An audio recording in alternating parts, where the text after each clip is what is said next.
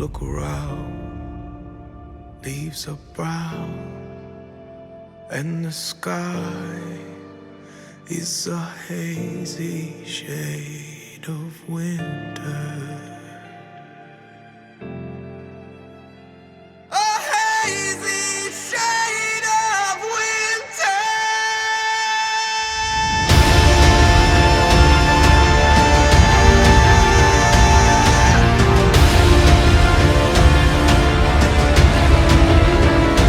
Look around, leaves are brown, and the sky is a hazy shade of winter.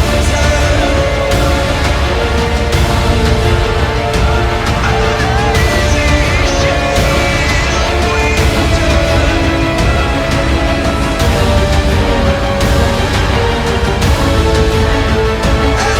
sky is a hazy shade of winter.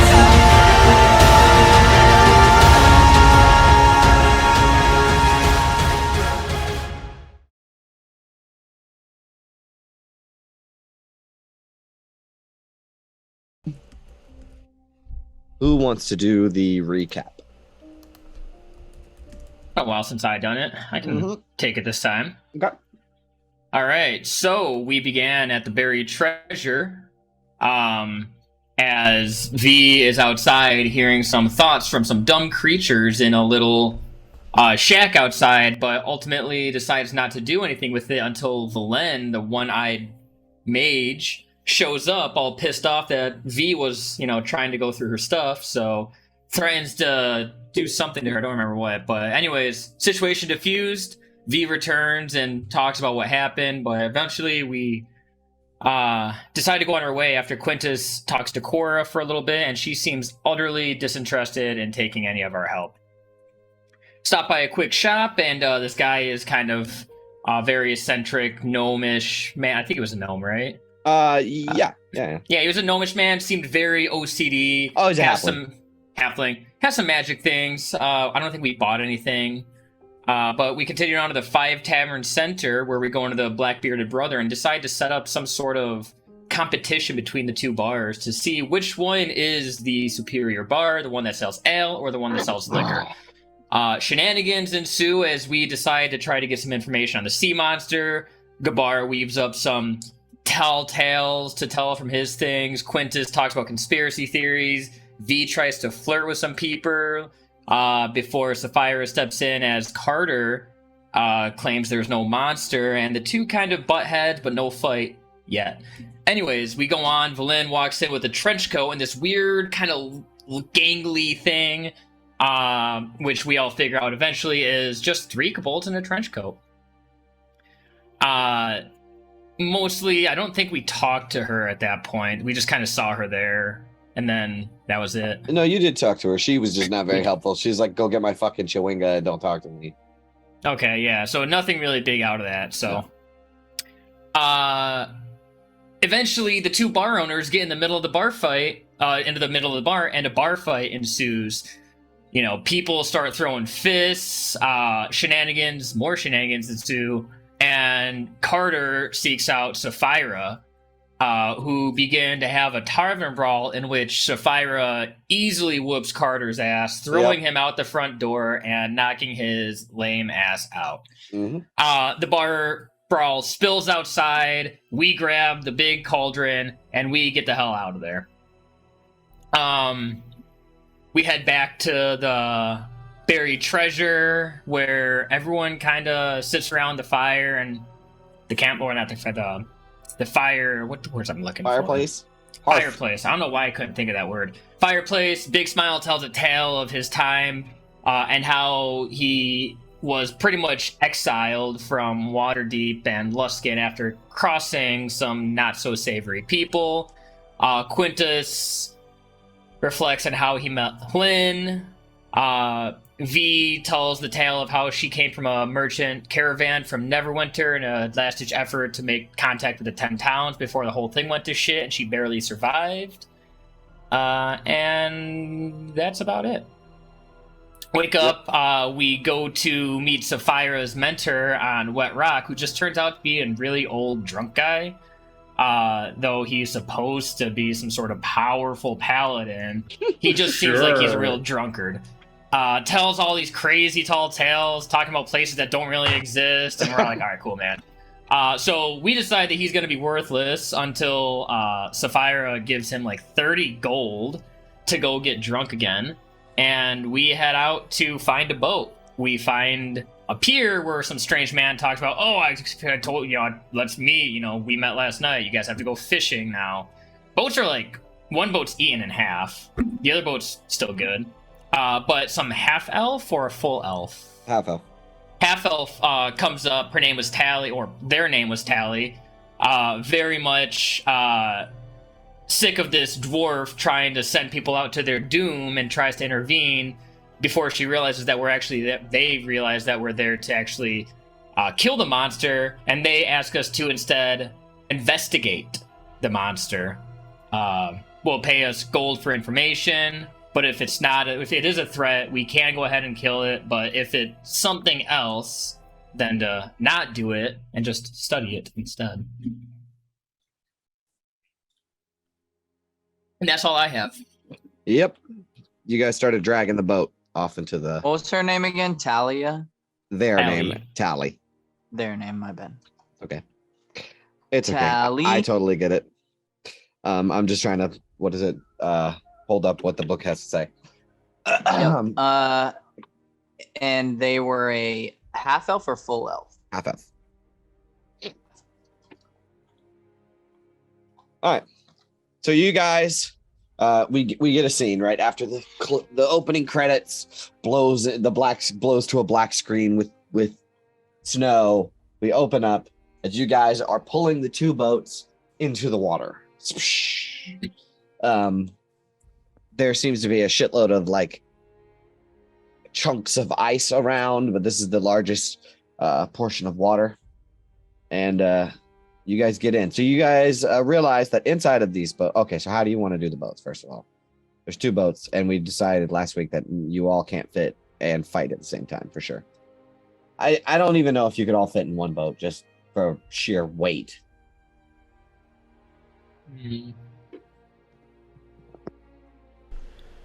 Yeah, as much as I'm not a fan of this myself, Fire and I seem to be the best to go overboard. And it's just Probably like take it. it's just a bite out of like the front, like the bow, right? There's just like a bite taken out of it. It's not like, it doesn't really ruin the whole structural integrity of the boat, but it's it might be easier to damage if you hit it with a sledgehammer, No, don't really want to go overboard. I mean, That's true. You probably would sink like a stone. No offense. no, I mean, I literally said that at one point.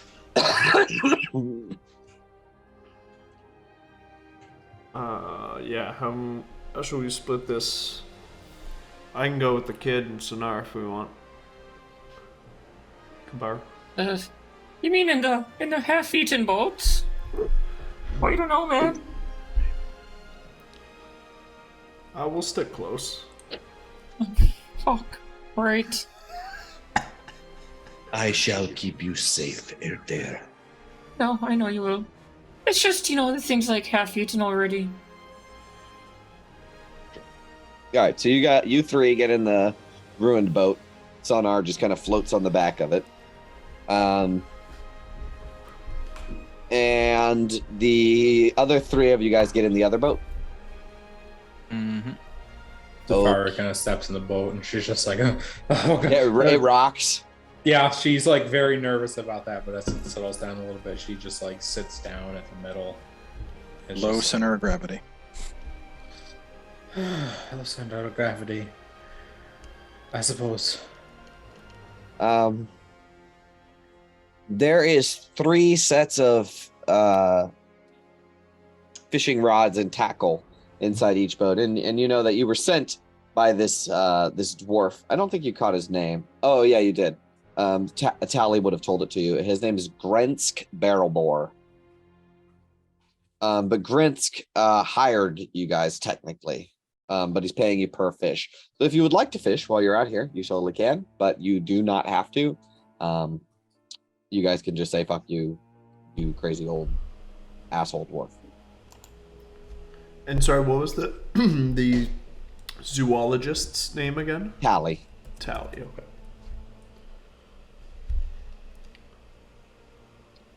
Alrighty then. Who is driving the boats? I mean, I'll do the. Check. Basically, there's one person on each boat making a check. So they could either be the person that's looking out and guiding the boat and being like, no, turn more to this side, turn more to this side. No, we're going over here. Or you could be actually paddling the boat. Either position. why don't you go up front, Gabar, and keep us true here, and just tell me where to put the muscle behind. Yeah, no, that makes sense. I mean, I might turn my rotator cuff if I work that oar. And I'll go work. I'll step around the big bite in the boat and try to get as close to the bow as I can. Yep. See me astern. Yep. And the other group. That's Quintus, Sapphira, and V. Sapphira, you kind of volunteer to row by virtue of having the biggest muscles. Right. I'll keep a lookout, though. I mean, I kind of figured this out from watching Gabar that one time. That's true. Thank So, you for that. Oh, go ahead. I'm sorry. I'll take the oars, and I'm going to be like, I have no idea how Nolan does this. So, what did we use as the skill for guiding the boat? I used my water vehicle check. Yeah, but it has a skill Wisdom. attached to it. Wisdom? Like a Okay. perception check, maybe? No. Check it out. So, Sapphira, you can use either your strength or your wisdom or your intelligence in order to steer this boat. The best one of those is definitely strength. I thought I'm so, gonna do but it's that. a flat check, right? So you're just going to make a flat check. Not quite yet, though. But just so you know, when Okay. I ask for the boat check, you just have to make a flat strength check. No proficiency, none of that stuff. Just a flat check. All right. Is there Gabar? You're going to be making the check. So, Big Smile, would you like to make like a perception check to keep out, or you're just going to row your boat? I'm just the fucking muscle behind this. This is Gabar's ship, and I'm just a cog in the machine here. Okay.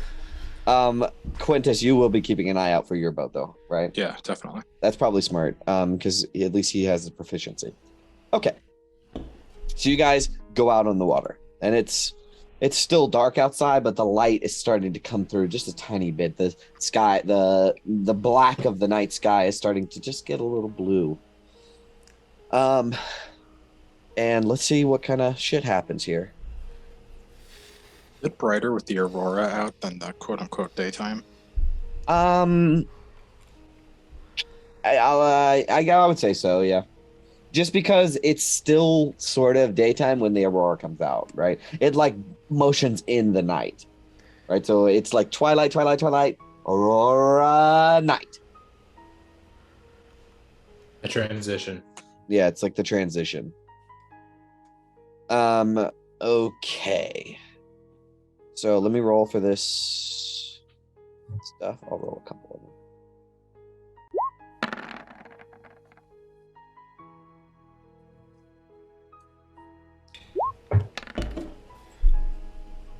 Okay.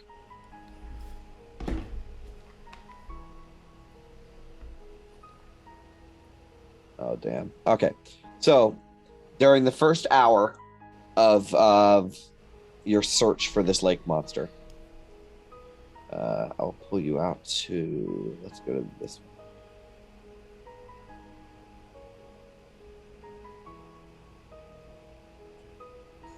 So on your foray into Mare Dualden,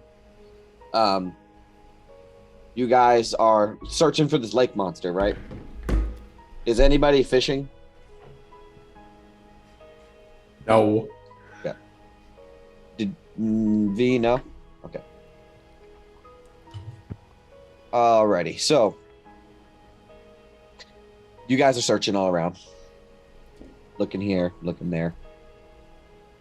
And after about 20 minutes, it had slowly started getting colder because of the wind.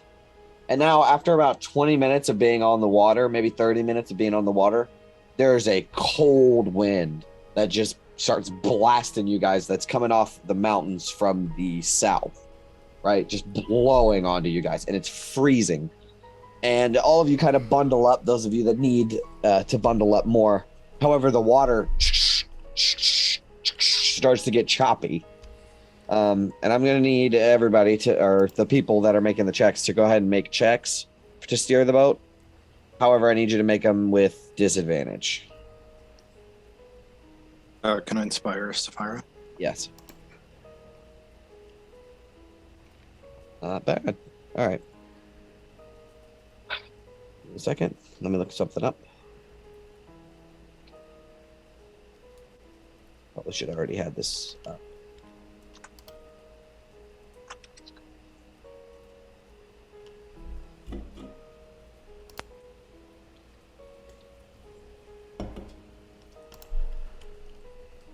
Oh, you did need to roll. I'm sorry.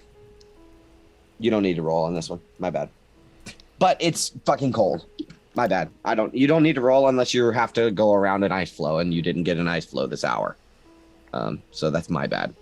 However, if you were trying to fish, it would be a problem. But this wind is just blowing on your asses. Is there anything that you guys would like to do? Because it's fucking freezing. Gabar, how you doing up there, bud? It's fucking cold, but yeah, no, it's. He looks over at you, and there's like the snot frozen in like whatever mustache or goatee that he has. I'll get out of the oars for a second, and I'll go up to him and get, when someone's cold, you like rub the back of their jacket, and as I do it, I'll try and use my elemental attunement to warm up his like jacket for an hour. Wow. All right. You do that. Okay. You suddenly feel like supernaturally warmer. I'm imagining just because of Gabar's size that his jacket probably weighs up to a pound, but That's like 3. I can warm up to 1 pound of your jacket. All right, so in the center. The collar is high. Yeah. There you go. Oh, that's fucking nice. Thanks, man. Okay. What about the other boat? Are you guys doing anything, or you're just fucking huddled? Half of you don't even need to. Yeah, I feel like we're just more huddled for V's sake. Yeah. I mean, you guys still get a little cold, right? Yeah. Like you could take cold damage, and this is damaging cold for sure. I mean, not actually, but like it hurts. It hurts. So you still have to huddle up just a little bit. I can prestidigitate some hand warmers. Okay. So you just reach over and touch everybody's sleeves and Sapphira's gloves. Okay, cool. Real fucked up that fire and boats don't mix in here. Alrighty. Well, as you guys are trying to keep warm,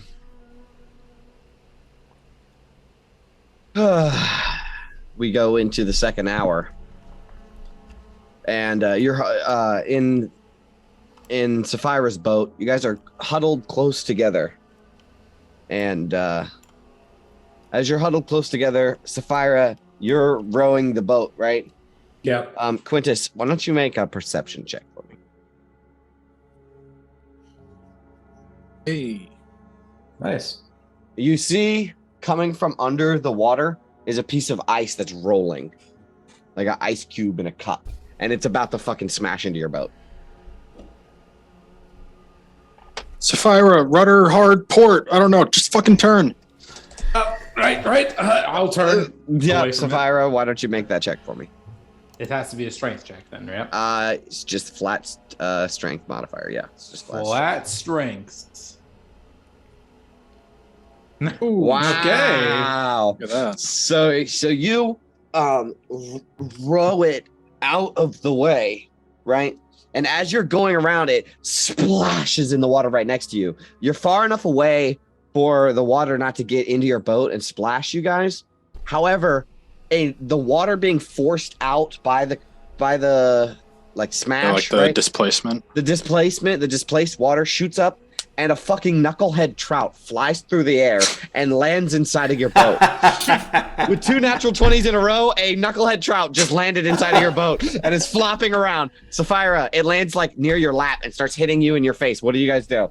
Quick, V, stab take it. my javelin and just like stab into it. Okay, give it a shot. Why don't you make a I'll attack roll? try to stab it with a dagger too if he misses. Yeah, yeah. So 22, it stabs into it, right? And you like spear it in its side, and it lifts up, and it's gonna smack you in the face because it's still alive. But these things are tough as a goblin. I'll stab it. Yeah, you can have your turn after it attacks. I mean, you'll kill it probably. Here's a tail attack smacking you in the face. Oh, it's to the GM. It's an 18 to hit. Does that hit you? That's my DC. Glancing blow. Glancing blow. Glancing You blow. take 1 damage. Yeah, sorry, One point of wasting damage. cunning words on a fish. A 13 that hits and kills it. Just like the tail kind of like hits me in the face. V gets startled, and then as it hits Saphira, she'll jump out on it with the dagger and start stabbing it. The boat fucking rocks heavily, and Gabar and Big Smile, you guys look over and you see just this chaos, and then Sapphira gets smacked in the face with a fish. And you guys are only like, I don't know, 15, 20 feet apart. Hey, boys, okay over there? False alarm, it's just a baby lake monster. Well, there's an easy 5 silver pieces or 7 silver pieces, however much you agreed on. 7 now. I think we talked him up, yeah. No, 6. It was 6. It was 6. Every time we talk to him, Oh, it goes up 6. by 1. Yeah, it was 6. I remember now. So yeah, that you just 2 natural 20s in a row. Yeah, a fish just landed in your boat and you killed it. Job's done. Okay. Very cool. Other than that, the cold ass wind abates, and it's just calm for the next hour or so.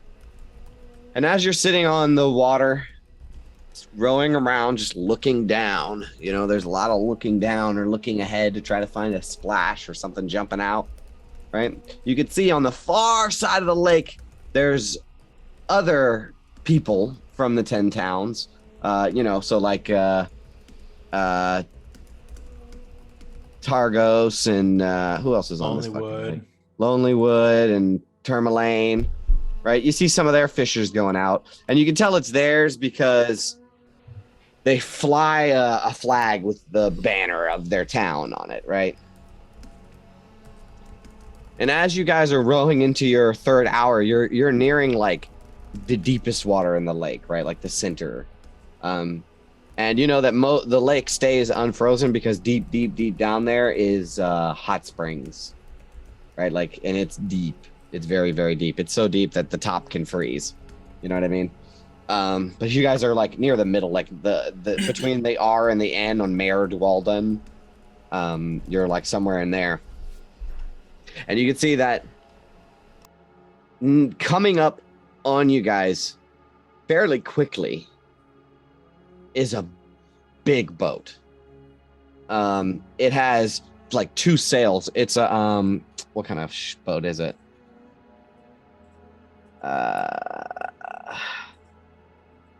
Hold up, I got it. Like 2 masts or Yeah, 2 masts and 2 sails. shit. It's a sloop or a lugger. I think it's a lugger. So yeah, sloops have 1 mast. Yeah, I think it's a lugger. How the fuck do you know that? Yeah. I listen to a podcast about pirates. yeah, it's a lugger boat. It's a little bit bigger, but it's fast because it has sails, 2 sails. And it comes sailing up near you guys. And as it gets, you know, within, I don't know, a couple hundred feet, you can see the flag of Targos. Were you flying a flag? No, you don't even have a mast. You just Okay. have a I was just making sure. you just have a little rowboat.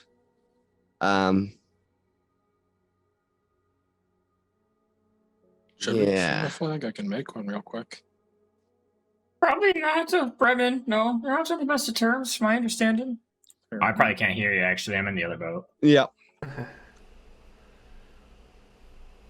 How far away are they? I don't know, like 200 feet. They could be on you in a matter of minutes, but it looks like they're driving straight towards you guys' boats. Like, is it a chance they just don't see us because it's dark and we're small? No, you guys would have to have lights on the boat. Oh shit! You wouldn't be able I'll to see into the water, right? Because it's like night fishing. Yeah. I'll Right, have so to you have to have lights. burn my last oil for the bullseye lantern then. It's okay, don't worry about it, because Sonar, when you guys first got on the boats, he puts his hand in his, like at the half moon, you know, he's got like a crescent moon. He puts his hand in there and blows into his hand, and a tiny little blue glowing moon appears, and it floats over to one of their boats, like you guys' boat, Sapphira and them, and then the other two go on the either side of their boat. As there's like multiple moons that appear. They look just like a full moon. They glow these bright orbs. Sweet. So I he's got 2 more flasks of oil too, Chris. So don't worry about burning it. He'll Cheers. provide your light, so you can see. Okay. But yeah, they you can see like a bunch of like torches, open flames on this boat as like they're coming towards you because they can see too. They're definitely coming towards you. Is there anything you guys want to do? You want to try to get the fuck out? They'll probably be on you before you can leave. Yeah, we're in rowboats. They got sails. We're not Yep. fit for Do a you think race. they might be a problem? I feel like we're gonna find out either way. I can't really outrow them, so What do you I'm think? gonna kid? message. Send a message. I'm gonna say to Gabar over there, and just tell them to see if they can get a little closer to our boat. All You right, say so that in my head. in your head, yeah. Yeah. What the fuck is that? You've never done that yet. Oh shit! Really? Look, someone's in my head. Why'd you hear that big smile? Just Just the last. message on Gabar. Just calm down. It's just me. You hear another voice. I'm going crazy, big smile. I'm losing it. I'm going off the deep end. Oh yeah, I've been there, bud. All right, I figure out what's going on after a second. I'll be Yes. like, oh, sorry, what? Can I respond to this message? You can respond, but I'm not going to let you for long. Okay. What was the question? Yes. What was the initial question? Just move a little closer. There's a ship from Tacos coming ahead. Oh shit! All right, big smile to the starboard. Yep. Sorry, just get close to them. I'm Yep. on it. Yep, and with precision and the correct terminology, Gabar tells you which ways to go and all the which way to row and at what pace and all that stuff to get closer. So now your boats are basically side by side. As the lugger boat pulls up next to you guys on the side, and as it was approaching, you could hear shouting of people getting nets ready, and you could see men on the boat pulling up nets and stuff, and like getting this big fucking long what is it called, like a trawl net or something? A trolling net. Yeah, I think that's what it's called. Trout net. Trawling. TRAWLING. Trawling net, which is just those big nets that they drag behind the boat, you know, or like on the sides of it. And they're like getting all that ready. And as they pull up near you guys, you can see that there's 5 fishermen on this boat, getting the big net ready. And there is a human. He's got his like black coat on with black gloves and black trousers, and he's got like the black fur, like the whatever, the King of the North dude. And on his head he has on like a Luffy hat, right? Like a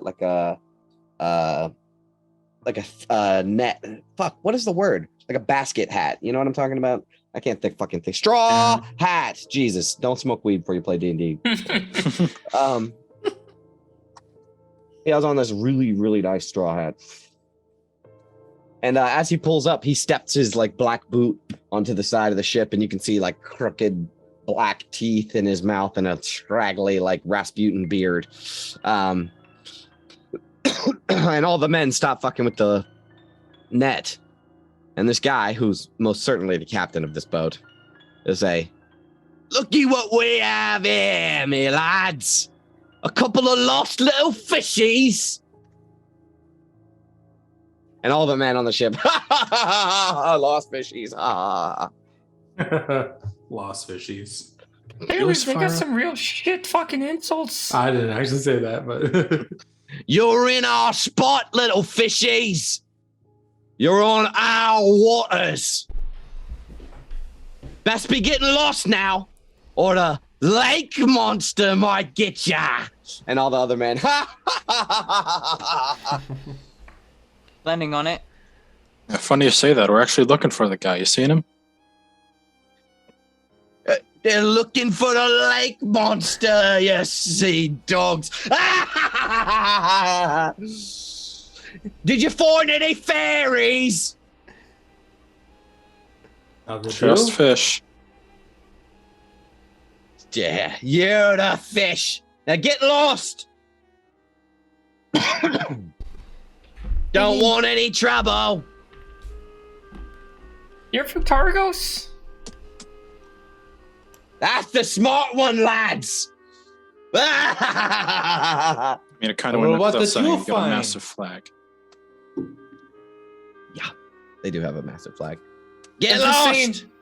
you're from Targos and you ain't seen the sea monster anywhere, so we probably came too far. I say to like my group. Yeah. So we should probably maybe head back towards Bremen a little bit. Not good we're scared, by the way. Yeah, it's Swim away, little fishy. Swim away. an issue. All right. Probably should head back then. If they're from Targos and they ain't been attacked, then we're probably you in the wrong better- spot. well, you better be careful yourselves. I hear that lake monster likes bigger boats. He said the crew laughs, and the captain guy puts his hand up like, "Hey, shut up," right? And he says, "Is that a threat?" That's more of a warning. Get lost. He mumbles, and his men will start. Should we start rowing? I'm sure they have the firepower to sink both of these boats. Ours already have sunk, so yeah, probably. Fire it up and start turning the boat around then. Yeah, you turn the boat around. All right. Cool. Very cool. And as you start to get away from them more and more, you see. Why don't everybody make a perception check real quick? Perception? Mm-hmm.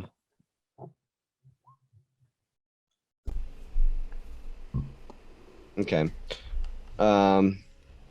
Perfect. Gabar, as the boats are turning around, you kind of linger looking at this other Targos ship, and you see the captain get down and like off the side, because he was like standing with one boot on the side of the boat, right? He gets down and he turns to one of his men and he starts whispering and talking to them. And you just notice that they did that. And then they all look back toward like the guy, the captain, and the guy that he was talking to. They like look at each other and look back at your boat. How far away are they? 60 feet. I can see them doing that. Yeah. But you Can I just make- noticed it, right? Because everybody else was turning around like, let's get away from these guys. But you just like kept your eyes on them for a second, and you noticed it. Anything fishy going on over there? Look like they're about to attack us. Make an insight check. Well, there's definitely fishing. I'm gonna going on. use my inspiration on that. Okay. So it doesn't look like they're gearing up to attack you guys or anything. Okay. But it looks like you're pretty familiar with like being in a tavern and seeing people talk to each other and stuff like that. It looks like they're like spreading rumors or secrets. You know, they're like, oh, you know, I blah blah blah blah blah. And did you blah blah blah blah blah? And they all like the 2 or 3 guys that surround it like nod their head in understanding and look back at your boat like, huh. Does that make sense? Yeah, no, yeah, that makes sense. Just trying to make sure that they're not about to volley against us. All right. No. All right. I will So pursue it no further. That's fine. You guys start fucking rowing your boats again. And as you do, another hour or so goes by, and you can see that these fishermen end up using like their trawling net and going like back and forth and through a couple of these areas. And you know, as they fade into the distance, you can see them pulling out, you know, the fish and stuff because you can still see boats and stuff on the water. But yeah, you can see them like they trawl the area for the next hour or so. And then after an hour, maybe hour and a half, they head back towards Targa. So they start coming in like your direction, basically. Okay. But you're like far enough away from them. You won't encounter them again. Okay.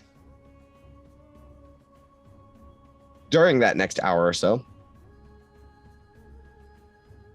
I need Gabar to make a check for the boat, and I need Sapphira to make a check. Oh, no. I need Quintus to make a perception check, and then Sapphira, your check. But you still want to check for me, right? Yes.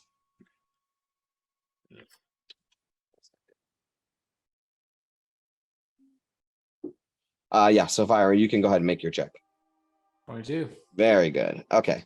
So, Quintus, as you guys are rowing, your boats is spread out a little bit. It's only natural when you're like rowing a boat that you're going to drift apart and come closer together and be on opposite sides and facing different directions, stuff like that. Because also there's like a bit of a maze of ice every now and then. You know, you got to keep avoiding these things that blob up in top of the water like a glass of water, ice water. But you see a piece of ice. As a little bit of wind hits it, it ducks down under the water on one side, like the Titanic, and then it blobs, like shoots back up, just naturally. And you see it in Quintus. You see it in time to tell Sapphira, "Hey, we gotta go, swim row the other way." Right? However, Big Smile is just rowing the boat. And a block, as it pops back up, the other side lifts, and it's going to smash into your guys' boat. It might just scrape it. Yeah, it's just going to scrape it, dealing some damage. I don't know how much. Let me look at the encounter. The already damaged boat. Yep, the already damaged boat. 1d6, so that's not very much. Your boat with 36 hit points takes 6 damage.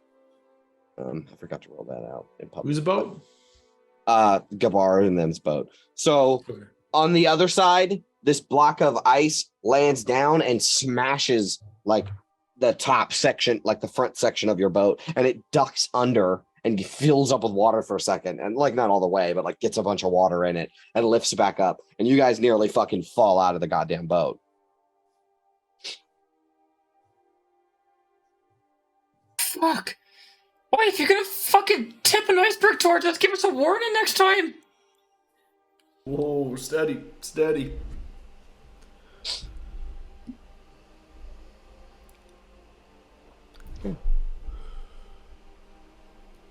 Where to, kid? Stay in the course? Fuck, I don't know. Keep heading back towards Bremen, probably. Alright. Nope. How guys start- badly does their ship look from that? Oh, it still floats pretty good. Your boat has 50 hit points. Their boat had 36 and just lost 6. Okay. So now it's down to 30.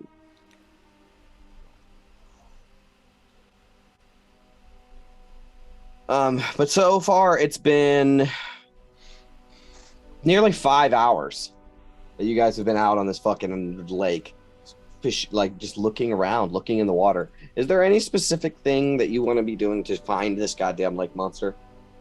In the whole meantime, we handled all the events, but what have you been doing this whole time? Just looking in the water with a light, trying to see if you can see anything. After a while, if it's been like an hour or two after those couple hours, especially probably after the encounter with the big ship Targos? from Targos, I would have probably started like casting poles or nets or whatever into the water. Okay. Why don't you make me a survival check? I'll use the lantern in that time. The Chewinga lantern? The Chewinga lantern? No, wait, no, that's a Chewinga lantern, right? Oh, it's an elemental lantern. So if That's this thing's true. an elemental, It is an it'll pick it up elemental. too. It is an elemental lantern. And no, you don't get anything for right now. Yeah, no. What about divine sense? Do you cast your divine sense? Yeah, I do. Okay. At some point, you cast your divine sense. You don't pick anything up. Okay. And you don't get anything on the thing either. For right now. Actually, how far is it? It's a 5-mile radius. For a divine sense or the lantern? The lantern, or is It's it 1 300 mile? feet. 300 feet. So it's a little less than a mile. Yeah, no, there's nothing. Yeah, way less than a mile. Yeah, like a little bit less because 500. 50. Oh, No, 5,280. a mile is 5,000. 5,000. Oh my God. Yeah. So there's definitely no elementals around you. In a 300-foot radius. But you keep it lit and see if you see anything. Why don't you make another check? Actually, make two more survival checks. V if you're fishing. Okay. Could I? Because I'm sure 7 silver isn't that big of a deal. Tie like some line to this trout that we got, and use my dagger. I mean, it's already pretty cut up, but like cut it up more and just like throw it over the side of the boat. Sure. Just like leave some gut trail in the water. Yeah, absolutely. Chum waters. Chum is in the water. Yeah. Nice. Yeah, that's smart. Yeah, absolutely. But do you want to fish some more too, or Yeah. I'll make just make kinda two fish. make two more? Sure. 14 and a 10. Yeah, you don't. Oh my God! Yeah, on the 14. So as it's a little bit after you've fucked with this fisherman, the Targos fisherman, right? And you throw in your line again in the chummy water, and you're click, click, click, click, click, click, click, click, and then something catches it. You need to make a contested athletics check. So why don't you make an athletics check? Shit, And not it again. it gets advantage. And I said it to public now, so shit. It gets Sophia! advantage. Oh, help. Hey, that's not acrobatics. It needs to be bad. athletics. Oh, fuck. I'll help. You can use the out. roll. You can use the roll 12. Plus, what's your athletics? It's a minus. I'll roll again. No. I said you I was could going use to that roll. anyways. Yep, but I said use that roll. All right. Even if it was Um, a 20, I would have re-rolled, but okay. I know. And if it was a 20, I would have said, oh, use that roll. Okay, and now it's gonna make its check. It only has a +2. It gets advantage. I think it's a. And what did you get? Did it beat you by An 5? 11. 11? Oh my God. You get pulled in. Could I help out with that actually? Okay, here's the deal. Sapphira, Am I cutting words of fish? you can't see it. Hmm. So here's what happens. V catches something, right? And that immediately triggers your fight or flight, Sapphira. Because the boat starts rocking. Right? Yeah, and Sapphira click, and the pole is fucking bent like at a 90-degree angle or like a back on itself, right? And she's pulling and then suddenly there's a snap, and the pole snaps, and she goes to go in, like starts to fall in. Now, Sapphira, you said you wanted to do something, right? Yeah, I was gonna try and catch her if in case. All right, I will allow whatever kind of check you want to make, but you have to make it with disadvantage because you're in your like. This is you're scared. Okay, athletics. I'll say athletics then. Okay. Should I use the inspiration? Yeah, if you get a 1, you both go in. That's not. Can I use my bad. inspiration? Yes. All right. Then You I can guess it'll pick. be a 21 or. No, you should roll again. Okay. With the Okay. inspiration. Just one more die. Oh, okay. There you go. Nice. Wow, that once you use your inspiration and it works out. All right, so you quickly stand up and grab onto the back of V's cloak, and she's like got her feet on the side of the boat, and her face is like a couple of feet away from the water, like 2 or 3 feet away from the water, like over here, and she's just like leaning like a fucking Matrix movie. I got you. Like Squid Games. Yeah, I'll scramble up and try to help at that point.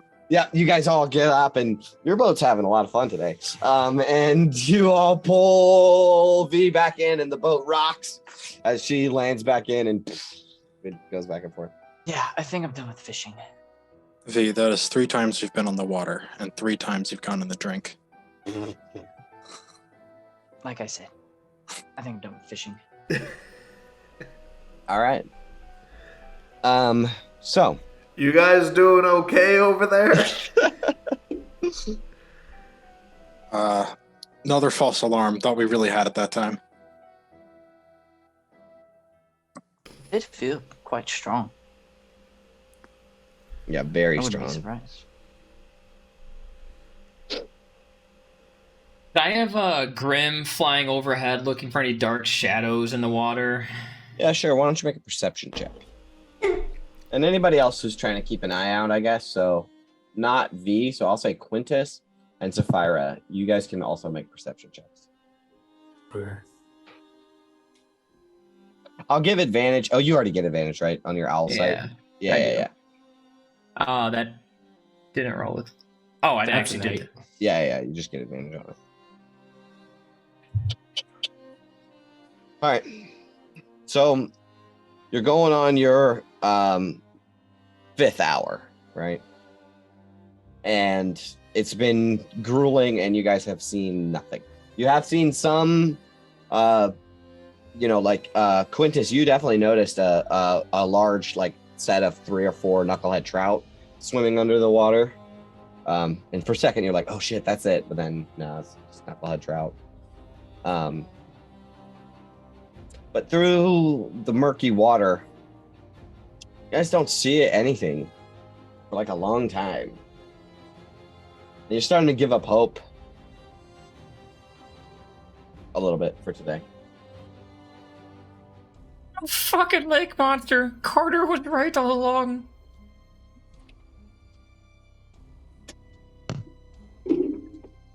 Well, the fishermen do go out to. Oh wait, you're on a different boat. Yeah, but you guys can like shout at each other. You're only a couple of feet away. And some took a bite out of that boat, Kabar. Maybe they just fucking really did hit it on a piece of ice. Do we got just maybe the wrong time of day or the wrong fucking day or? Tis a big lake. You hear something moving through the water. And as you turn towards it, it's in between the 2 of your boats, and the ripples disrupt the surface of the lake, causing your boat to bob from side to side. And in the shadow from the underneath where your light kind of hits the surface of the water, it only goes so far, and you see just a shadow, a large mass glides through the dark water below you. It like goes underneath of both of your boats. Oh, Did everyone see that? yeah, I think we got something. did. Boys. That could be what we want. I try and minor Yep. illusion under the water to make it like a net full of trout, make it look like we're out here fishing. Yeah, it fills up a 5-foot square, right? Yeah. Yeah, you can try So that. it's not like a huge trawler net, but Yeah, you can do that. We have a moment before anything else happens. Yeah. I'm gonna cast False Life on myself on the first level. I will as well. Okay. Cast Mage Armor. Yep. Nice. Splash! Water splashes from the other side of the boat. So you guys are looking in between your two boats, right? Two boats. Basically side by side. There, you saw a disruption in the middle of the water. And now Gabar and Sonar and Big Smile get splashed with water. And you turn around to the opposite side of the boat and you see some sort of black fin dive back down underwater. okay, that's definitely not a trout. Make a perception check. Everybody. Perception. Nice. That's salt water now. Oh yeah. Woo! Okay, so none of you noticed because you were so like looking over there, like, oh shit, there was splashing over there, and you look past Gabar, right? But Quintus, you hear a little something behind you, and you quickly turn around, and you could see an elongated neck of something black with a head on it that's on the opposite side, as if that was a distraction to get a look at you. As soon as you turn around, it dives underwater, and you barely got it out. Like, you barely made out what it was.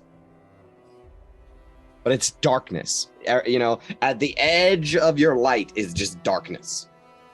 So it keeps disappearing back into that darkness at the edge of your light. Guys, this thing is casing the boats. What's that supposed to mean? I think it's sizing us up. I know what casing means. I'm saying, what does it fucking mean? I don't Why know. is it doing it? Ask the zoologist. Boom! Something bumps on the bottom of Quintus's boat, and it rocks heavily. And I need everybody to make dexterity saving throws that's on that boat. Quintus's boat? Yes. Oh So no. V, Quintus, and Sapphira. Ooh. Of course. Ooh. Of course. Oh, fuck. You don't just fall prone, Sapphira, in the boat. You fall out of the boat. So as you get bumped, Man. right? The boat gets bumped by Oh something. wait, that's okay. Big Smile and Gabar, you see it glide towards your side of the boat, but it's too deep down. So, like, actually, this thing is moving so fast. Like, it's so fast in the water. It keeps cutting back and forth, right? Like, turning hard and diving deep. So that it's right at the edge of your light where you can't see it. As if underwater, because, you know, underwater, you can see this sort of sphere of light, right? You can see how the light kind of shimmers down in lines and stuff, and he's avoiding it specifically, or whatever this thing is avoiding it specifically. However, as soon as it knocked the boat, Sapphira, every muscle in your body clenches up, right? Like you're about to fall in, and splash! Sapphira, you fall into the water. Does Sapphira know how to swim? I don't think she does. All right, very cool. She's a rock. Yep, and you start to sink, Oh, God. Sapphira. Oh. And I'm throwing rope. Yep, and you're down below water. Blub, blub, blub, blub, blub, blub, blub. And we get a scene where it's below the surface of the water, right? Everything's got that sort of sound, right? And you can see the little beam of light that's coming down and just utter darkness. Sapphira, you make out the shape of this creature as it swims out of the light, right? So it was fast enough to get out of view of the people at the top, but when you fell in, you can see it, right? It's got a sort of bulbous body, tail, 4 fins, a long neck ending in a head. It looks like Nessie, right? To us, the players, it looks like Nessie.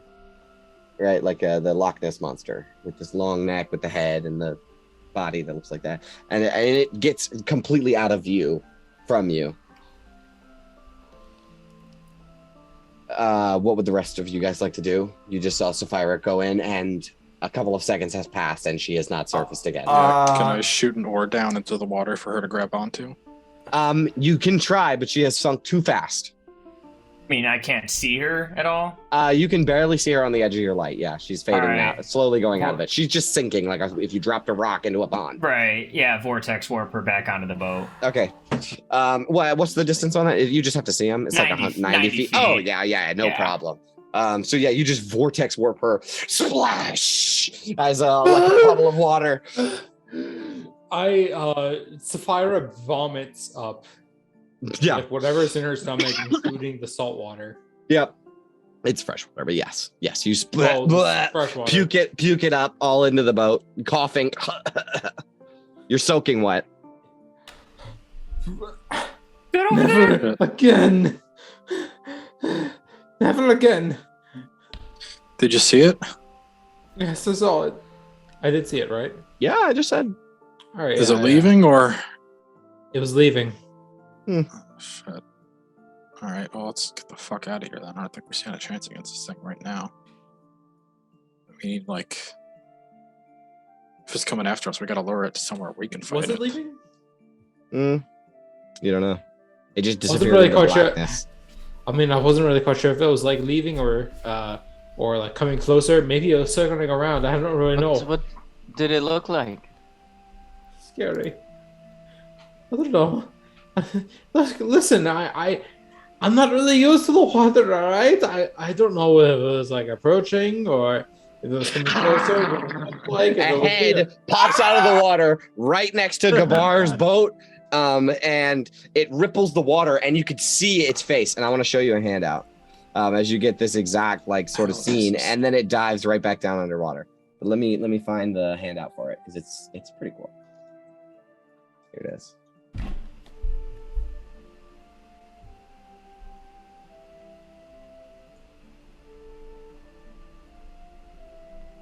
Oh fuck. Oh, fuck. I want to go back on the land. I mean, why are we going out into the ocean when it's cold and wet? It when we is can a be sea cold and monster. dry? You said it is a sea monster. Yeah, man. Yeah. Oh man. Is anybody gonna say it? We're gonna need a bigger boat. As you all like cower back from like you all as in Big Smile and Gabar, Sanar seems unfazed, but you guys cower back to the other side of the boat, and in between the two boats it surfaces its head, and it says something. Fucker toss. What the fuck? Nobody said any rumors about it talking. He will say, hold on, I gotta pull up my lake monster. Nobody said the moose talked either. Lake monster, here it is. It says, magic. Leave, fools. Leave and never return.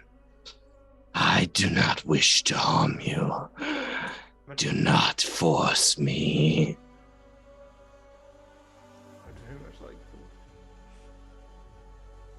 From what I've heard, you've been harming a lot of people. Just try What not to makes us piss it off, different? Quintus. It starts to dive back down underwater. Are you going to try to do anything to capture its attention, Quintus? Or are you going to let it go? Fuck. I'm gonna cast Fairy Fire on it so we don't lose it. Okay. You cast Fairy Fire on it. It gets a deck save. Gets a dex save. Let's hope it makes it, because I don't You know, think it's gonna roll an 8. Hell yeah. he's not going to take too kindly Yeah. to being magicked.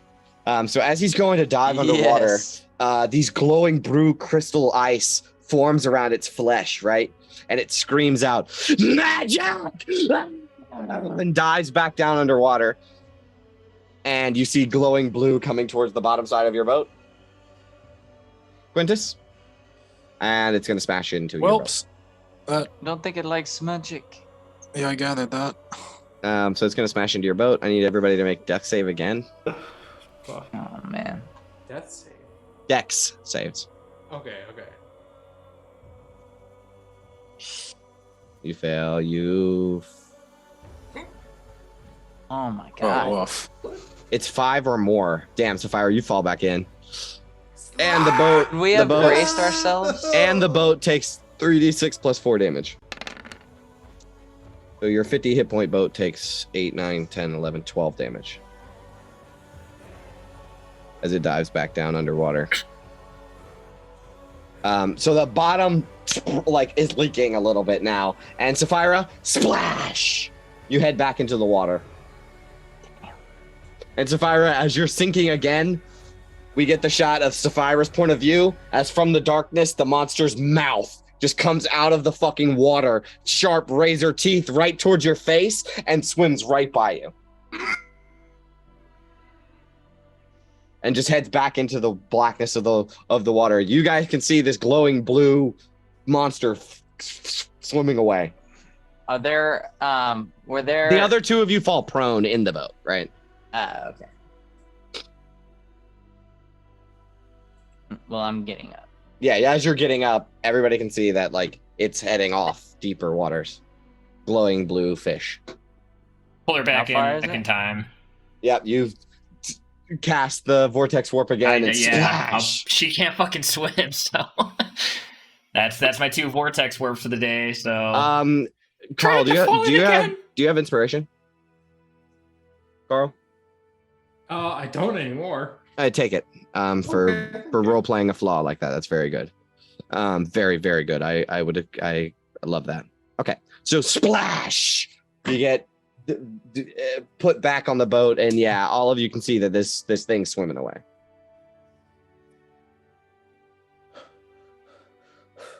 That fucker. Huh. I think maybe this time we let it go. Doesn't seem like he very much wants to talk to us. Yeah, Oh, it's for a now, lot. at least. That's a lot faster than you guys. I don't want to talk to it. Fuck that thing. How the fuck are we gonna capture this thing? Oh, step 1, we don't. Yeah, I think capture's off the table. I mean, it was barely hanging on the table as is. Seems sentient, intelligent. Yeah, that's kind of what scares me the most. So it knows all the more what it's doing is wrong. I think we need to go Sapphira. back home and Sapphira, something sticks out in your mind as you cool your jets. It totally could have ripped you to pieces in the water, but it didn't. I thought it was a goner. Actually, why wasn't I a goner? You think it would have You think it would have eaten me up when I was down there? It mentioned some of us being magical, like it didn't want to attack us because of that. Well, it seems like that kind of accelerated the attacks as well. can't imagine any of those other fishermen were magical though that it ate or killed or whatever. Fuck no. If you're a magic user, if you were a fisherman, then you're a right fucking idiot magic user. Says the ex-sailor. Emphasis on the X. I'm going to sailor, not fisher, okay? It's different. Alright, so what the fuck's the plan, boys? Get back to fucking Regroup. shore. Yes, we definitely have information if we want to go that route. Perhaps our friend Tally could provide some useful insight. Yeah, I mean, we're severely out of our depth on this one. Literally. Yeah, I think a conversation with Tally's in order. It's probably a good idea. Yeah, we gotta get back to shore and come up with a fucking game plan here.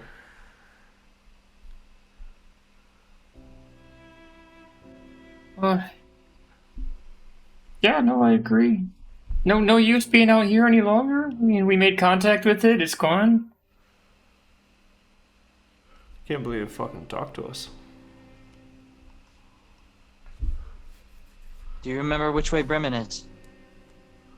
Yeah. House. Can I West-ish. look You at look, the you look stars across. or something? You look across the lake, and you can see Ah. the town. Oh, I thought it was getting dark. Oh, it is dark. Yeah, that's true. It's getting dark.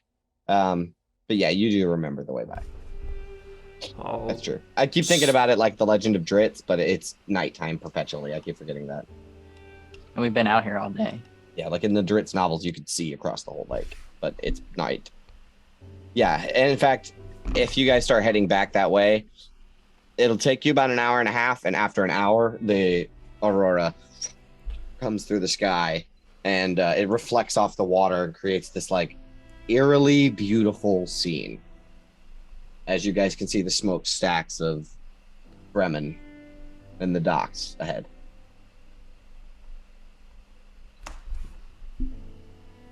And you pull the boat out onto the ice. Sapphira kind of wiggles her way out of the boat reticently. Oh yeah, Sapphira. Carl, you're here, right? no, I think it did dip for a second. Damn. I need him to make checks in order to have exhaustion. Because he's soaking wet. Okay. Doesn't Sapphire have cold resistance, or is that? Oh, that's somebody right. Yeah, but they get advantage then. Because you're still soaking wet and cold. Okay. Well, you guys start pulling the boats across the ice, and now it's getting to be late enough to be nighttime, and you finally get back to the docks of Bremen, and you can see a couple of fishermen on the ice as you pass them. You know, ice fishermen in a little hole, and they seem to be packing up their catches. Sapphira, can you make me 2 Constitution saving throws, please? Oh yeah, totally. With advantage. With advantage. Yeah. 21 and 19. Okay, you don't get exhaustion as you're traveling because you're covered in ice cold water. You were submerged twice. Yeah. the- The cold doesn't really like. The cold doesn't bother her me anyway. Yeah. All right, so you start making your way back towards Bremen. What do you do? You have 1 cut up fish on the boat. And it's basically Actually, no it's good. It's just a bunch of probably- bones. Yeah, it's Yeah, I skeleton. think we just Yeah. quietly dump that in the river. Okay. Or Yeah, that's Yeah, fine. picked apart. Yeah, you do that. Perhaps get it. All right. Back to the buried treasures then. Just the sack. Yeah, you don't see the dwarf that hired you around. Do you want to try and find this storyteller? I think she said she was staying at the buried treasures too, wasn't she? Yeah, I assume I so. think I she mean, did. where else are people gonna stay? Yeah.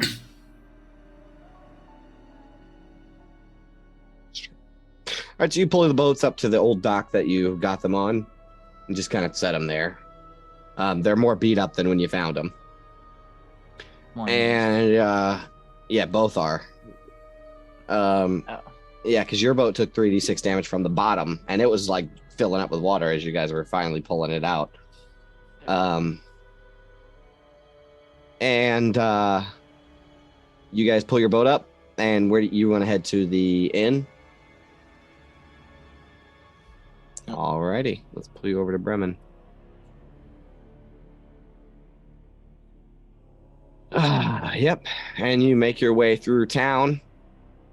And as you do, you can see that the 5 Tavern Center is already lit and a little bit raucous. People are starting to filter their way that direction. There you guys- are people standing outside the taverns, like in the center square. Not really. They're heading that way, but nobody really hangs out outside because it's cold as balls. But you guys make your way back to the buried treasure, and you open the door, and V stinks of fish. Sapphira's soaking fucking wet. You guys all have snow and ice on your on your crampons that you had to use to walk across the ice, and all over your boots and stuff, and snow, frost all frozen to your faces and to your outfits. And as you walk into the buried treasure, it begins to melt, and all of you are dripping. And you can see that Cora is there, Cora Malfoon. And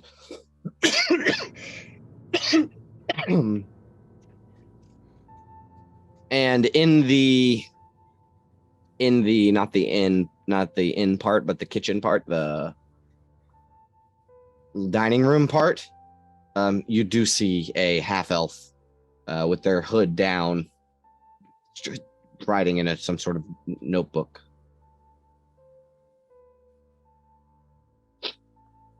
And Cora will say, "Oh, you're soaked and covered in ice. You've been out on the lake today?" Yeah, didn't go super great, but we're Yeah. here, so that's a win. "Ma'am, you're soaked," she says to Sapphira. I know. Here, get by the fire. Give me your coat. Actually, come with me.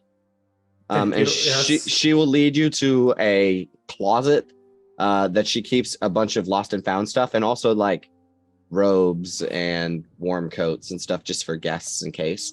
And she leads you in there and says, just get changed into something. And she'll like give you a candle. Get changed into something. And I'll dry your clothes for you. All right. Thank you. No problem. Please.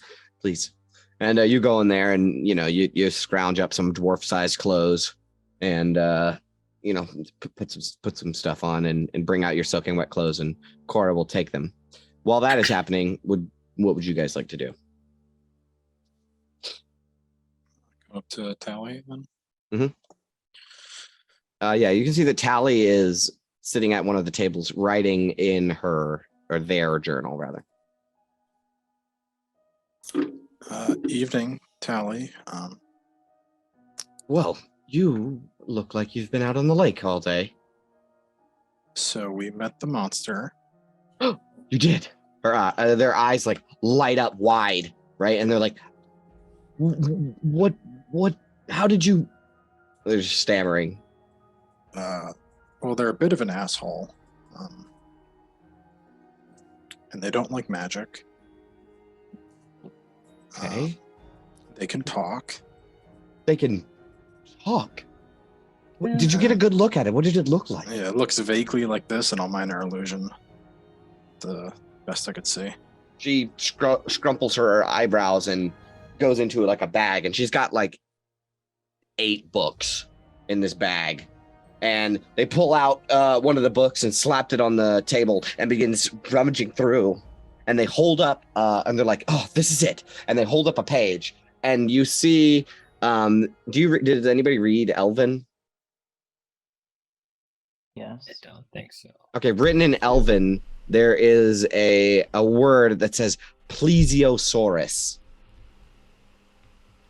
And it has a beautiful, like, elegant drawing that looks exactly like the minor illusion.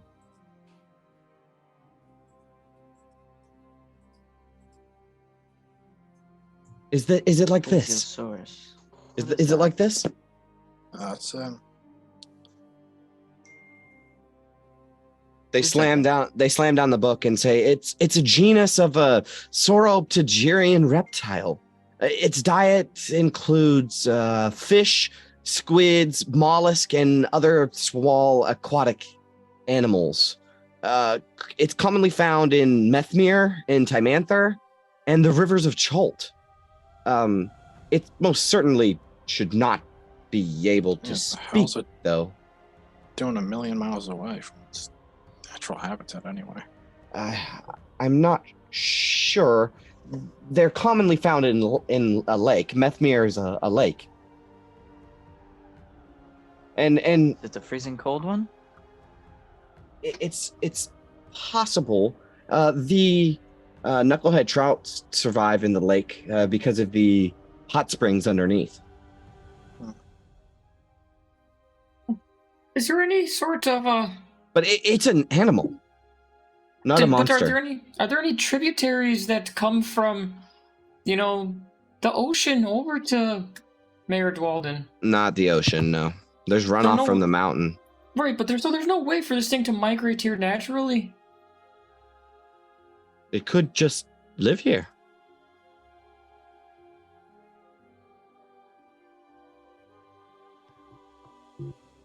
Although it is a species of what is known as a dinosaur, and they're commonly found in Cholt. However, decades ago, hundreds of years ago, the town of Goodmead was founded by Cholton refugees. And there's many of these dinosaurs here in Icewind Dale from it.